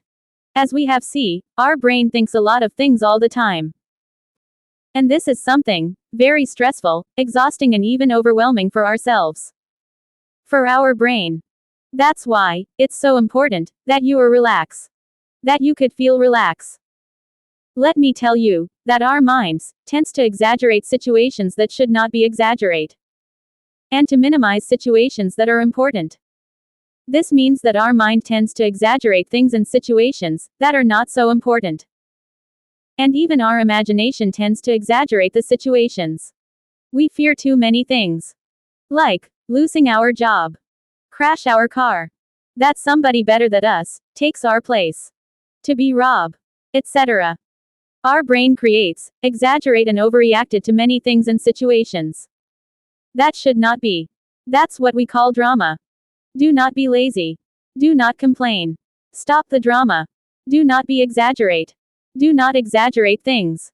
Do not exaggerate the things. Don't be dramatic. Don't be so definitive. The drama doesn't gives you anything good. Do not be so dramatic. Do not overthink. Do not overthink so much. Don't be dramatic. It doesn't matter what your current job is. You can always improve your own life. Always. Be firm, strong, intelligent and determined in your dreams and your goals. Always. And everywhere, and with whoever you are with. Believe in your beliefs. Believe in your ideals. Defend your way of being. Believe in yourself. Be grateful. Do not be ungrateful. Be grateful to God, to the universe, or to yourself. Or to whoever you want. But be grateful. The concept of excuses. What are the excuses? Sometimes, there may be some reasons for not being able to achieve some objective, work or a goal. But the reasons are that, reasons. Excuses are pretexts that we generally look for, or that we invent, to not achieve some objective, goals and work. You have to be aware of, if it really you can't do it. Or, if you don't want to do it. Because it's not the same. Even though there are reasons, a successful and winning mind does not look for excuses or pretexts. He analyzes the reasons and overcomes them. Excuses are excuses that we look for, and that we invent, to not achieve our objectives and goals. Do not look for, or invent excuses and pretexts, to not achieve all of your goals, all of your dreams, and all of your objectives. Always. Assume without hesitation that you already have what you want. Money depends on your ideas. The first time, nothing it's easy, it's always hard. But never impossible. Never. And that doesn't mean that you are going to fail. At first, nothing it's easy, but that doesn't mean that you are going to fail. Maybe it's hard, but never impossible. Never. At first, nothing it's easy. But never impossible. Never. Always try. Never, never ever give up. Never. You can't make everybody happy. You can't. Don't lose your valuable time trying to make everybody happy. Do not waste time trying to make everybody happy. But always make yourself and your family happy. Always. So, our brain it's always looking for happiness. Our brain, it's always looking for pleasure. Our brain, it's always looking for satisfaction. The concept of working. As we have seen so far. All of our thoughts are created by our magnificent brain. All of our feelings are generated by our own beautiful heart. And all of our emotions are created by our belly, our stomach. And we have start to understand, how do we think? I don't know if working it's something inevitable. For some people, that will be more happy, if they do not have the need to work to live. But, for a lot of people, they like to work. They find in their work a lot of satisfaction, gratifications, and fulfillment. They say that work it's good for our soul. But I don't know. But, undoubtedly, you need to have a good work that you love. To be happy. A job when you feel happy to go every day. You need to find a job where your mind and your heart are happy. Because we spend a lot of our life working. And if you hate your job, then your life will be sad and miserable. You have to find a job that's easy for you. A job that you can do easily. A job that you can do. A job that you like to do. A job that is easy for you. A job that is near. A job that it's not very stressing for you. Something that you really like, that you love. A job that you are good doing. A job that has good and beautiful installations.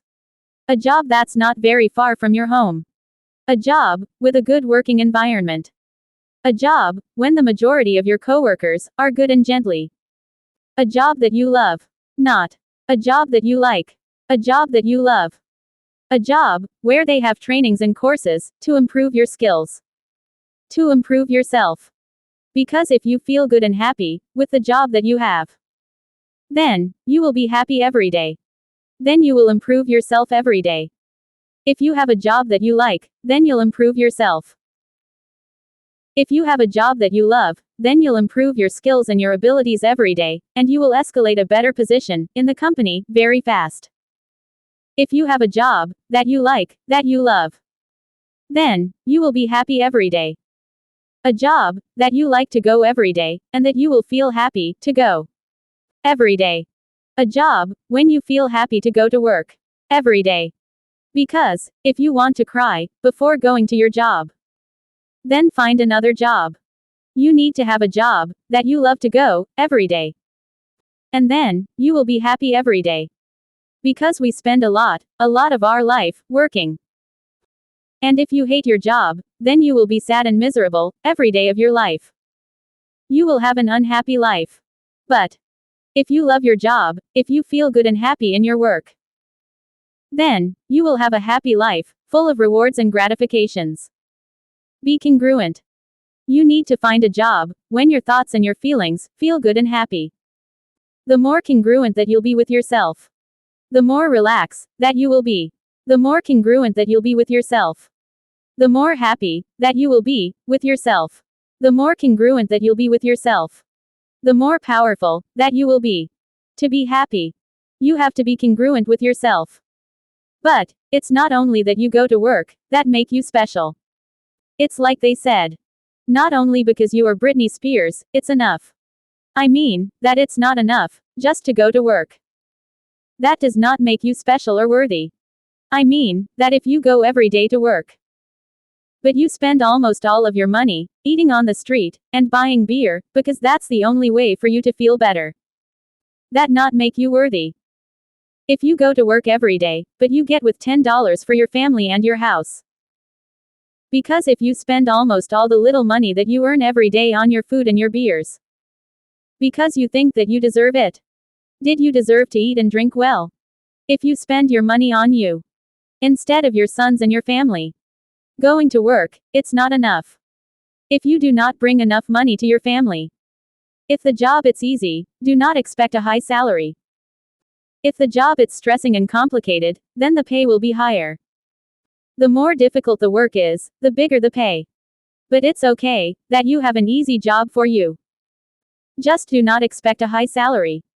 But even so, if the job that you have it's easy for you, then it's okay. Even if the salary it's not high, you will be happy. The concept of wanting, wishes, desires, covet, and an obsession. We use this 5 words and concepts many times in our day-to-day. And this could cause in us a very, very powerful feeling of joy and happiness. But also, it could cause in us a very, very powerful feeling of anguish, anxiety and sorrow. But what does they means? The concept of want. The definition of want is the state of needing something that is absent or unavailable, anything that is necessary but lacking. It's the thought and the idea of needing something or a person. It's the thought and the idea that we need something or somebody to feel happy. Want is the thought. Desire is the feeling. We think that we want something when we see it. And our brain creates the necessity to have that. Our brain create the thought and the idea that we need that in order for us to be happy. It could be a thing or a person. Like a car, an iPhone, clothes, a job, a watch, a house, an apartment, a person, a look, a body, etc. And our brain will look for the way to obtain them. I mean, that wanting, it's something more possible to obtain, to acquire. Because, it's something more likely. And our brain will look for a way to obtain them. Wanting and covet, it's very similar. Because we consider them more likely. Something more possible to obtain, to acquire. By ourselves. Wishes and desires. Are for something a lot more harder and not very likely to obtain and to acquire. I mean, that for the wishes and desires, our brain wants them. But our own brain knows that it's something very hard and even impossible. That's why, for wishes and desires, we hope and expect that somebody else to do it. Like God, or a divine being. I mean, that if you want some jeans that you saw on the store, you will not ask God and the angels for that. It's not like you'll say, "Please God, please, I'll beg you and your angels. That you, God, to come from the sky, and to buy and bring me those jeans that I saw on the store. And that I want, so much. Please God, I'll beg you." You would not do that, because it is something easy and very likely for you to go to the store, and buy those jeans, that you want, so much. To obtain them, by yourself. But, wishes, it's for something that we want, but that we know, that it's something a lot harder to obtain. A lot more. Something that it's not very likely. Something that it's not very possible. That's why, for wishes, we do ask God for a miracle or for a divine intervention. Because we know that it's something a lot harder, a lot more, and not very likely to happen. But what are wishes? The concept of wishes. Wishes, it's very similar to wanting. The definition of wish is feel or express a strong desire or hope for something or somebody. That it's not easily attainable. Wanting something that cannot or probably will not happen. Like, we wished for world peace. Wishes, it's the hope and the faith, to obtain something or somebody, that we want. But, that it's not very likely to happen. The wish is it's hoping, that something will happen.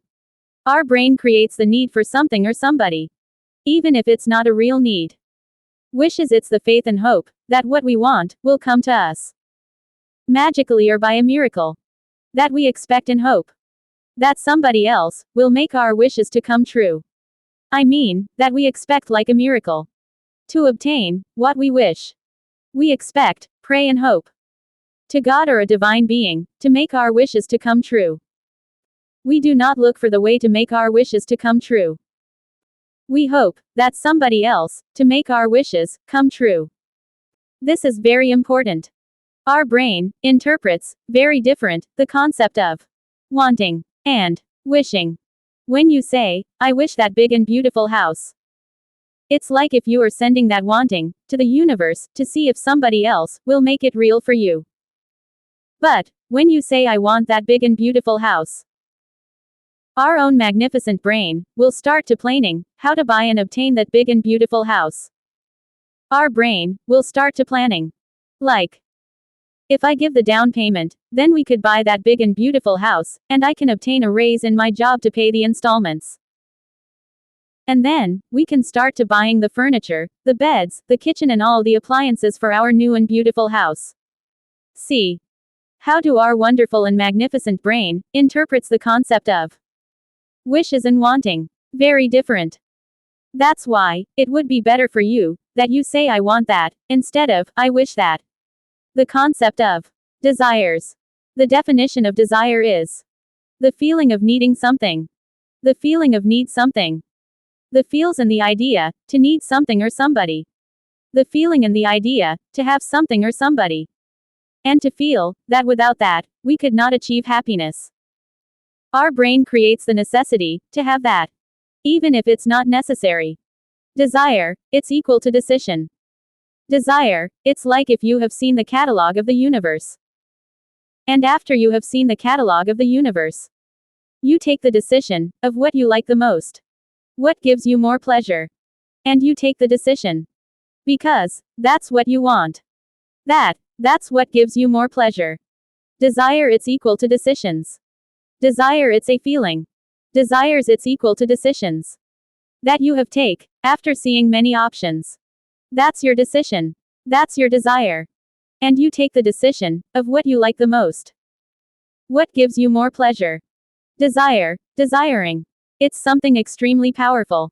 And it could easily become an obsession. The concept of covet. The definition of covet is the very strong desire and wish to want to have something very much. Especially something that belongs to someone else. The wrongfully, inordinately, or without due feeling regarding the rights and the property of others. To covet another's property. This means that covet, it's the powerful desire to have something that belongs to someone else. Covet, it's something very pathetic, but very powerful. That can drive somebody to steal, rob, and kidnap.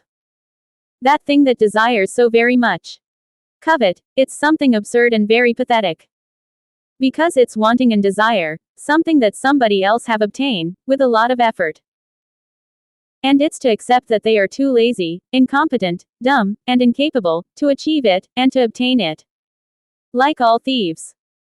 Because they are too lazy, dumb, stupid, incompetent and incapable, to obtain and acquire, by themselves, something that someone else has. And that they want. Covet, it's something that is forbidden in all religions. Like the Bible says. Exodus 20:17. You shall not covet your neighbor's house. You shall not covet your neighbor's wife, nor his male servant, nor his female servant, nor his ox, nor his donkey, nor anything that is your neighbor's. But, covet, it's not just for things. Covet, it's also for be. Covet, it's not just to have. But, also, to be. I mean, that we also covet the way to live, and the body of someone else. We covet what we see every day. Covet, it's something wrong, absurd and pathetic. But, we feel it every day. But not all the people covet. The people who doesn't covet. It's the people who, despite of being poor or not, they are happy with their life. They want it, but they don't covet. Covet it's extremely related to envy and jealousy. Covet, it's wanting. But in a sick, absurd and pathetic way. I mean, that wanting. It's something more possible to obtain, to acquire. It's something more likely. And our brain will look for a way to obtain it. Wanting and covet, it's very similar. Because we consider them more likely. Something more possible to obtain, to acquire. By ourselves. Wishes and desires. Or for something a lot more harder and not very likely to obtain and to acquire. I mean, that for the wishes and desires, our brain wants them. But our own brain knows that it's something very hard and even impossible. That's why, for wishes and desires, we hope and expect that somebody else to do it. Like God, or a divine being. I mean, that if you want some jeans that you saw on the store, you will not ask God and the angels for that. It's not like you'll say, please God, please, I'll beg you and your angels. That you, God, to come from the sky, and to buy and bring me those jeans that I saw on the store. And that I want, so much. Please God, I'll beg you. You would not do that, because it is something easy and very likely for you to go to the store, and buy those jeans, that you want, so much. To obtain them, by yourself. But, wishes, it's for something that we want, but that we know, that it's something a lot harder to obtain. A lot more. Something that it's not very likely. Something that it's not very possible. That's why, for wishes, we do ask God for a miracle or for a divine intervention. Because we know that it's something a lot harder, a lot more, and not very likely to happen. Wanting and covet, it's very similar, because we consider them more likely. Something more possible to obtain, to acquire. By ourselves. Our brain creates the necessity to have that. Even if it's not necessary. Desire, desiring. It's something extremely powerful.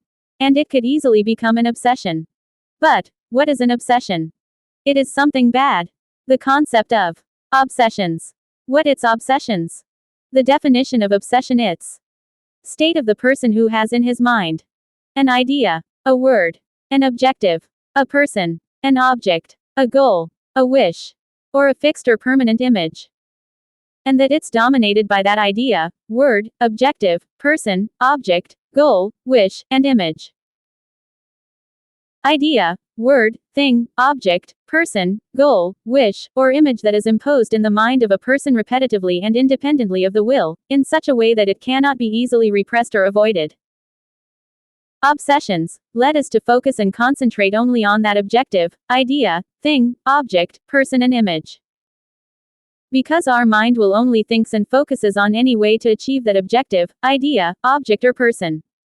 No matter what. No matter how. And it will makes us capable of anything and everything, to achieve it. To obtain what we want. To obtain what we are obsessed with. And what we desire. And even though obsessions seems like something bad, it's really not. Because, obsessions, it is one of the fastest and most powerful ways to obtain everything that we want.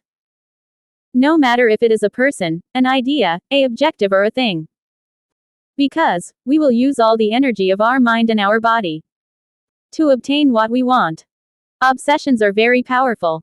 Because, we will use all of our intelligence, all of our ingenuity, all of our intellect, all of our resources, all of our abilities, all of our skills, all of our experience, all of our techniques, all of our assets, all of our knowledge, all of our wisdom, and all of our imagination to obtain it. That's why. Be obsessed with your desire. Get obsessed with all that you want and desire.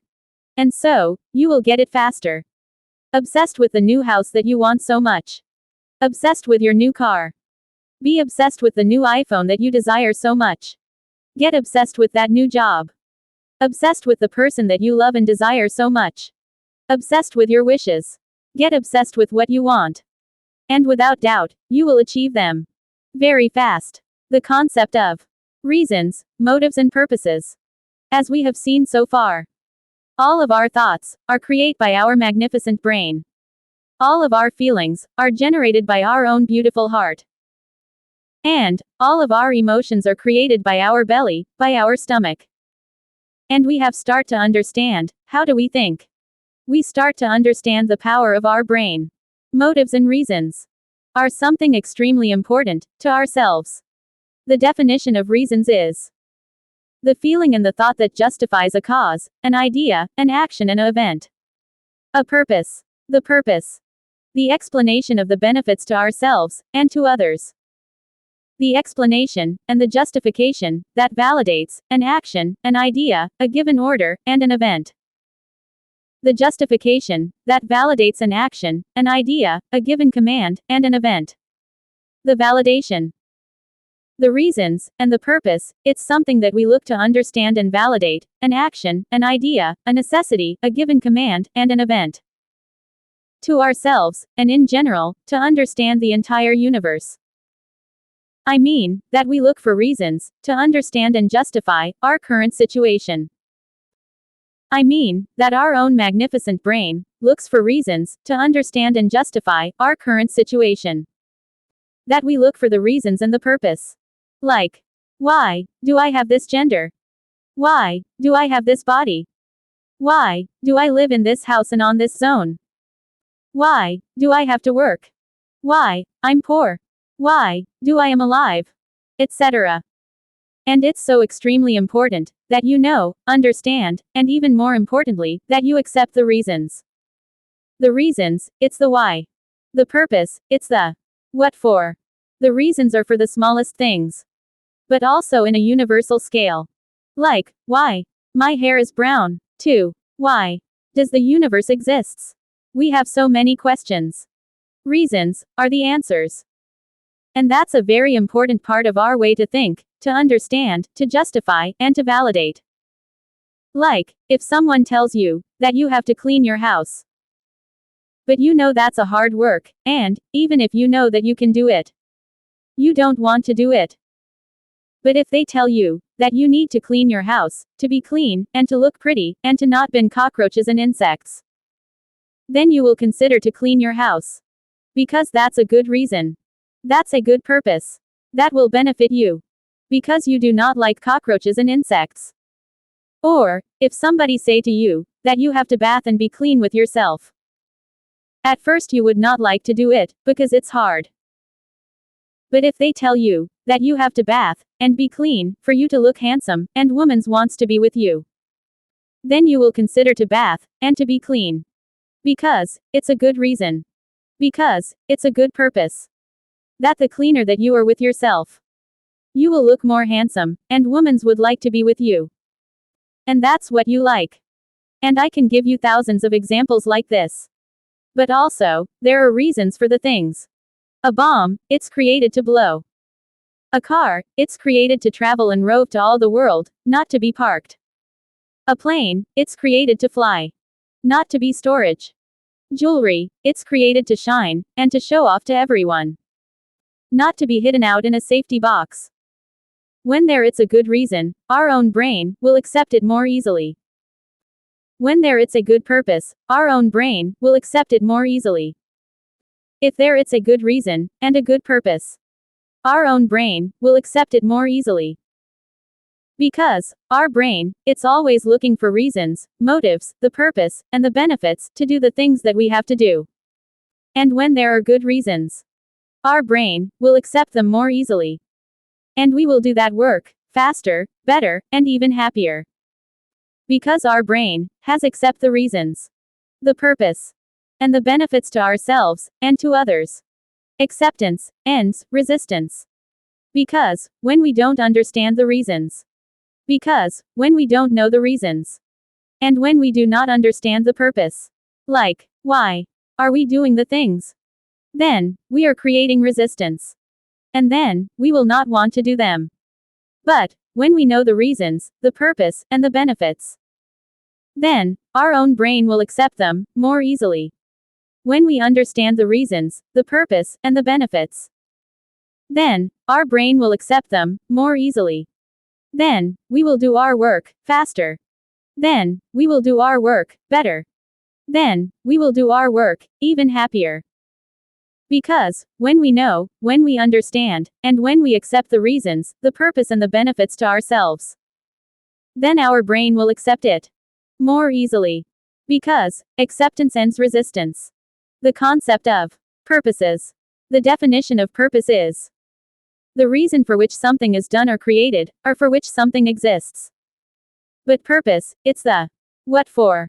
Everything has a reason. Everything has a purpose. Every machine, every invention, everything has been created for a purpose, based in our necessities, dreams, and imagination. A train has been created to travel and to transport important cargo. A plane has been created to fly. A boat has been created to sail. A bomb has been created to blow and to destroy. A light bulb has been created to light up our house and everything. A music instrument has been created to play music and to entertain. Medicine has been created to cure and to save lives. Everything has a reason and a purpose. The machines in a factory has been created to produce and create all the products that we use every day. The machinery in a factory has been created to create and produce all the products that we use every day. All the machinery has been created with a reason and a purpose. All the machinery that we have invented has been created to produce and to help us to have an easy life. That's their reason. That's their purpose. Everything should have a reason and a purpose. Reasons, it's the why. Purpose, it's the what for. For the machinery, we have create them for a reason and a purpose. But to humans and all living creatures, what's their purpose? What's the reason to exist? Undoubtedly, there are people who have really has make wonderful things for mankind. But the vast majority of the people, more than the 95% of the people, really, they are just living without a real purpose, without a reason, without a justification, without a validation. Or, maybe, for all the living creatures, it's really not a clear purpose. That each one of the human beings has to develop their purpose, to see far beyond, to the final results. The reasons, it's the why. The purpose, it's the what for. The reasons and the purpose, it's a validation to exists. The reasons and the purpose, it's a justification to exist. It's like when you are creating something. Why are you creating that? What is the reason? What is the purpose? What for? And, when you create that machine, then, you are giving it a purpose. A reason to exist. It's like if you are his father. Because, you are his creator. But, in the case of the living creatures, what's the purpose? What's the reason to exist? What's the justification? Because on the nature, the plants and trees, gives us fruits and food. The trees, also, cleans the air, and provide us with clean oxygen. The nature has a reason and a very important purpose. They have a reason and a very important and useful purpose. But in the case of the human beings, what's the purpose? What's the reason to exist? What's the justification? Maybe, there is not an specific and clear purpose. Maybe each one of us has to find their purpose. Each one of us has to develop their purpose. Or maybe, there is not a reason and a purpose for billions of humans to exist. Maybe, there is not even a justification for billions of people to exist. Maybe, there is not a reason, a purpose and a justification for billions of people to exist. Because, on the case of the machines and the machinery, they have an specific, and a very important reason and a very important purpose, to exist. To help humankind. To help ourselves. Machines and the machinery has been created to produce and create products, goods, and even other machines. So, the machines and the machinery have a very high, important, and useful purpose. Because they help us. They help mankind to have an easy and better life. The machines and the machinery has a very important purpose. They have a reason and a very important and useful purpose to exist. But, maybe, for humans, the more as they help other people, then, they will have a bigger purpose. Yes, because, for the vast majority of people, more than the 95%, they live without a purpose. They live without a reason. They live without justification. Maybe the purpose. It's the, how much do they benefit others? How much do they help others? It's the benefit that they give to others. Maybe, that would be an important purpose. How much do they benefit others? How much do they help others? That everyone has to find their purpose. That everyone has to find their reason. That everyone has to find their validation to exist. That everyone has to have a justification to live. The more that you help other people, the biggest purpose that you have, the greater that your purpose will be.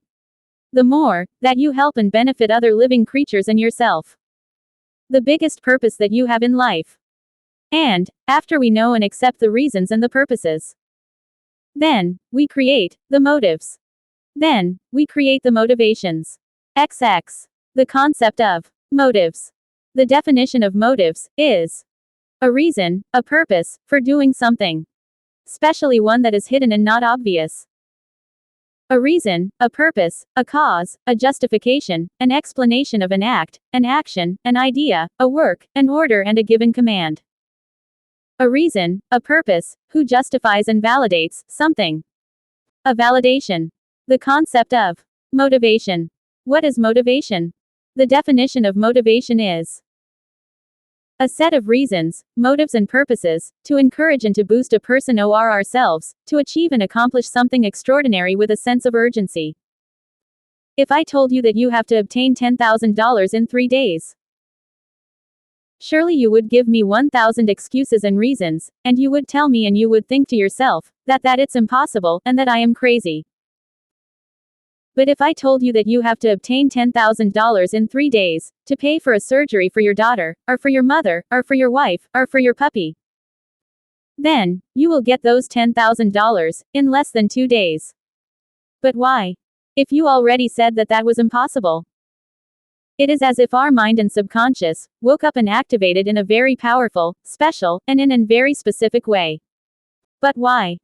Our mind needs and seeks reasons and motives to achieve special objectives. Generally, we do not force our mind to achieve something that is not urgent at the time, and we believe and settle with what we have. And what we wish for, we keep it only as a wish, and we do not really look for the way to make it come true. I mean, that we do want it.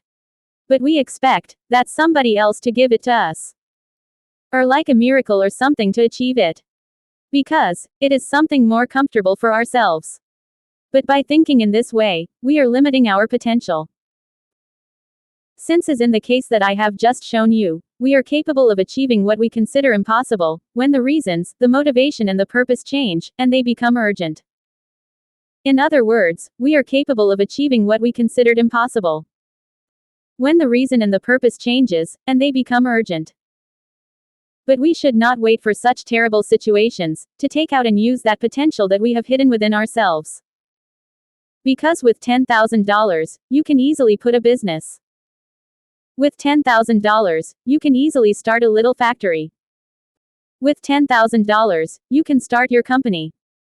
And we should not wait to such terrible things to happen, to bring out the potential that we have inside ourselves. Incentives and motivation are the same. There are things from our mind that our heart does not understand. There are things from our heart that our mind does not understand. Motives and motivation, it's something extremely important and powerful for us to achieve all of our goals and objectives. Motives and motivation, it's like the fuel that boosts ourselves to achieve all of our goals and objectives. Let's say that I tell you that you need to obtain $10,000 in 3 days. Of course that you will give me thousands of excuses and reasons to not obtain those $10,000 in 3 days. And you will say to me, and to yourself, that I am a crazy and stupid woman. And that, it's impossible. But if I tell you that you have to get those $10,000 in 3 days to pay for a surgery for your daughter, or for your mother, or for your wife, or for your puppy, then you will get those $10,000 in less than 2 days. But why? If you have say that was impossible. And that's because of the power of our brain. When the reasons changes, then the motives and the motivation changes. Because they become urgent. And our powerful and magnificent brain will find the way to obtain it. No matter how. No matter what. And we should not wait to terrible things to happen to bring out the potential that we have inside ourselves. I mean, that if you propose to get $10,000, then you will obtain them. Because with $10,000, you can easily put a business. With $10,000, you can easily start a little factory. With $10,000, you can start your company. So, this means that if you propose something, whatever it is, whatever, you will achieve it. And, because acceptance ends the resistance. What do you think is more powerful? The faith and the hope? Or fear? The concept of impossible. What is impossible? The definition of impossible is something that cannot be. Something that cannot exist. Something that cannot be done. Something that is not possible to do, to reach or to achieve. Something that cannot be. Something that can't exist. Something that cannot happen. Something that can't be achieved. Something that can't been realized. But does this really exist?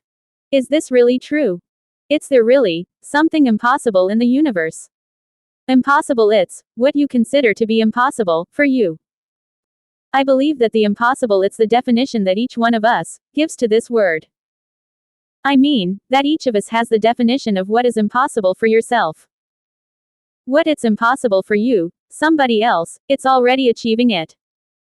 Also what you do, for others it's impossible. In theory, everything it's impossible. Until you, or someone else makes it possible. Makes it a reality. For this reason it is very important that you analyze yourself, what is, that you consider impossible, for yourself.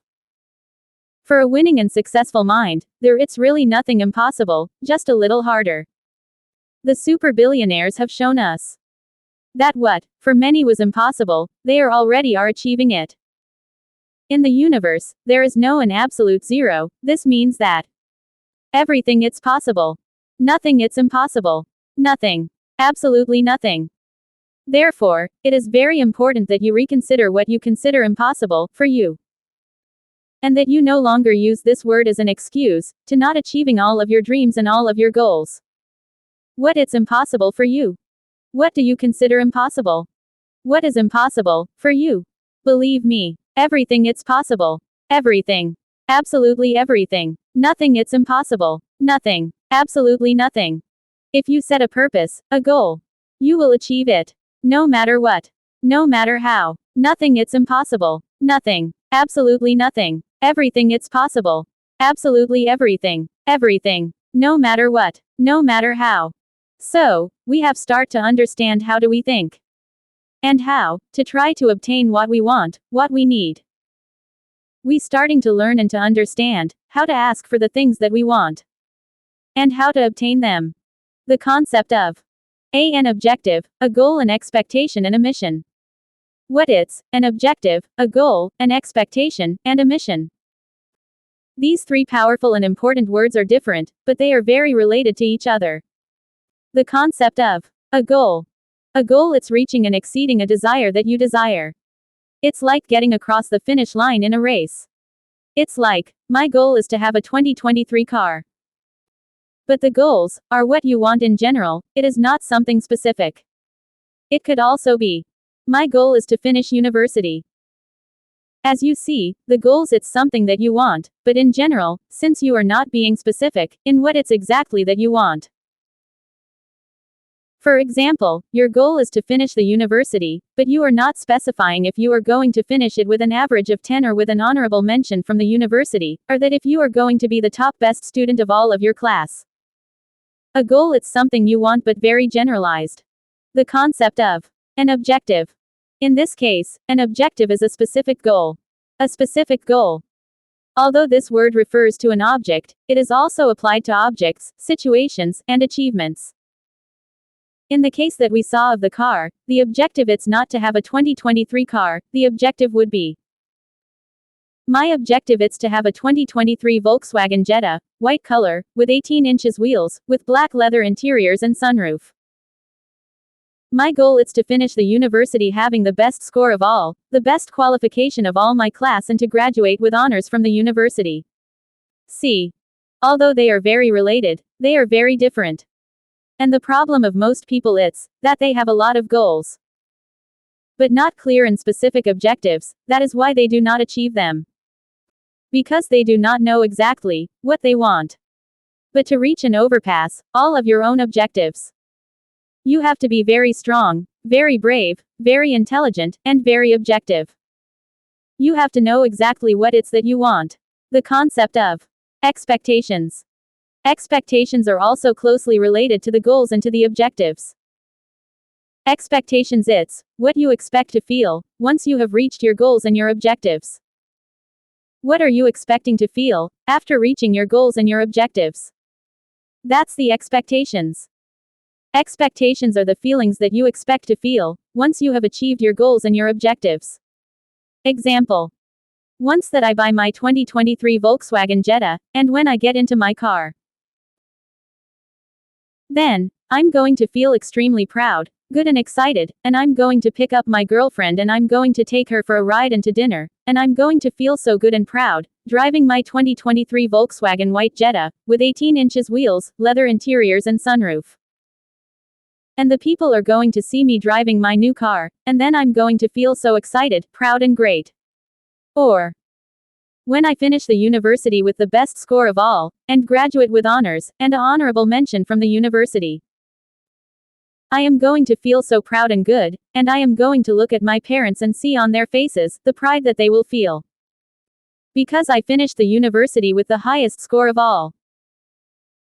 And when I go to a job interview, I'm going to feel sure, because I got the highest score and graduate with honors from the university, and they are going to see that, and appreciate it, and they are going to give me a very good salary and many benefits, etc.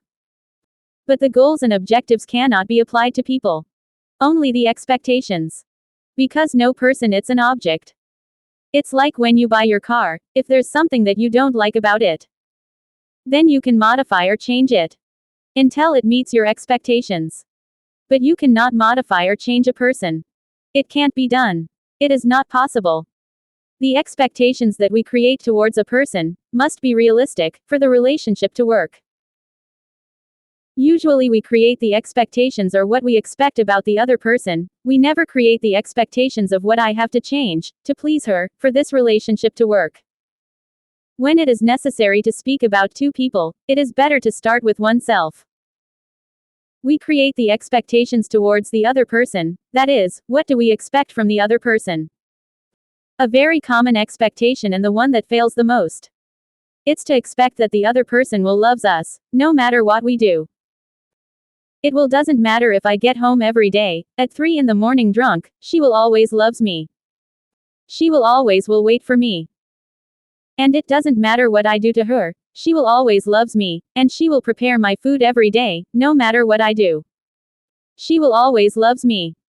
See, what an absurd expectation. Since in a relationship, you have to give in order to receive. But, for you to be happy, it could be better for you, that you do not create great expectations. That you do not create great expectations about a person or a thing. That with your limited skills, talents and abilities, you will not be able to achieve. It would be better for you, that you do not create great expectations. Because, you will never achieve them. Like if you are ugly, fat and poor. And you like the most beautiful women's in your job. And you create great expectations towards her.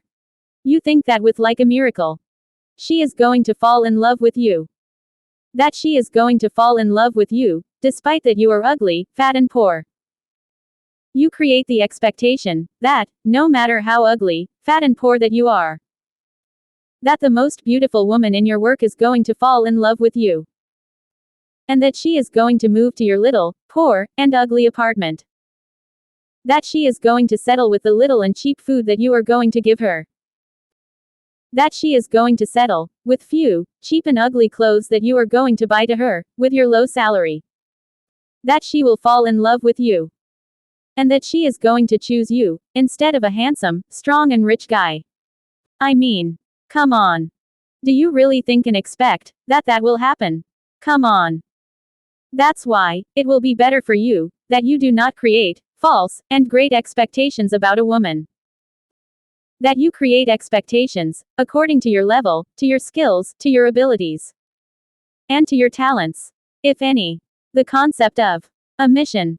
The definition of a mission is a very important assignment carried out for political, religious, or military purposes, typically involving something that at first could look impossible.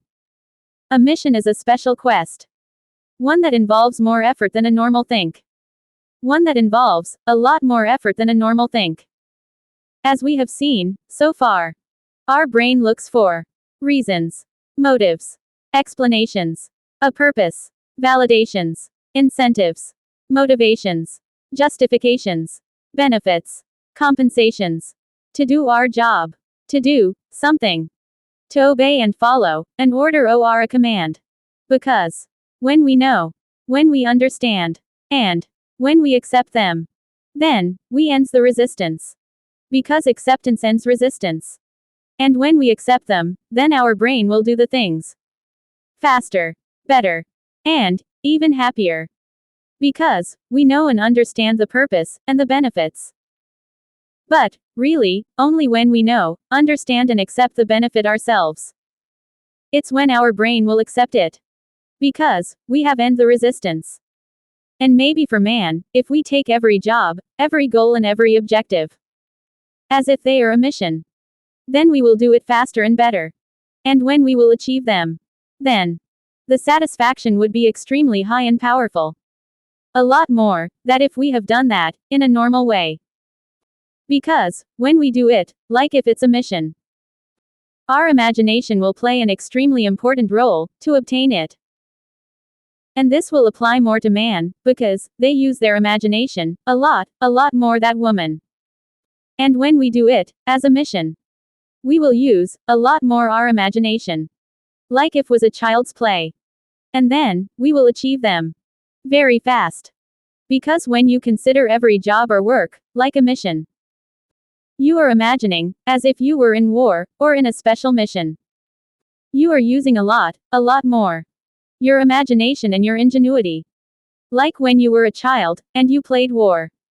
And because since kids, you have to learn the importance of a mission. And that's why you will achieve it.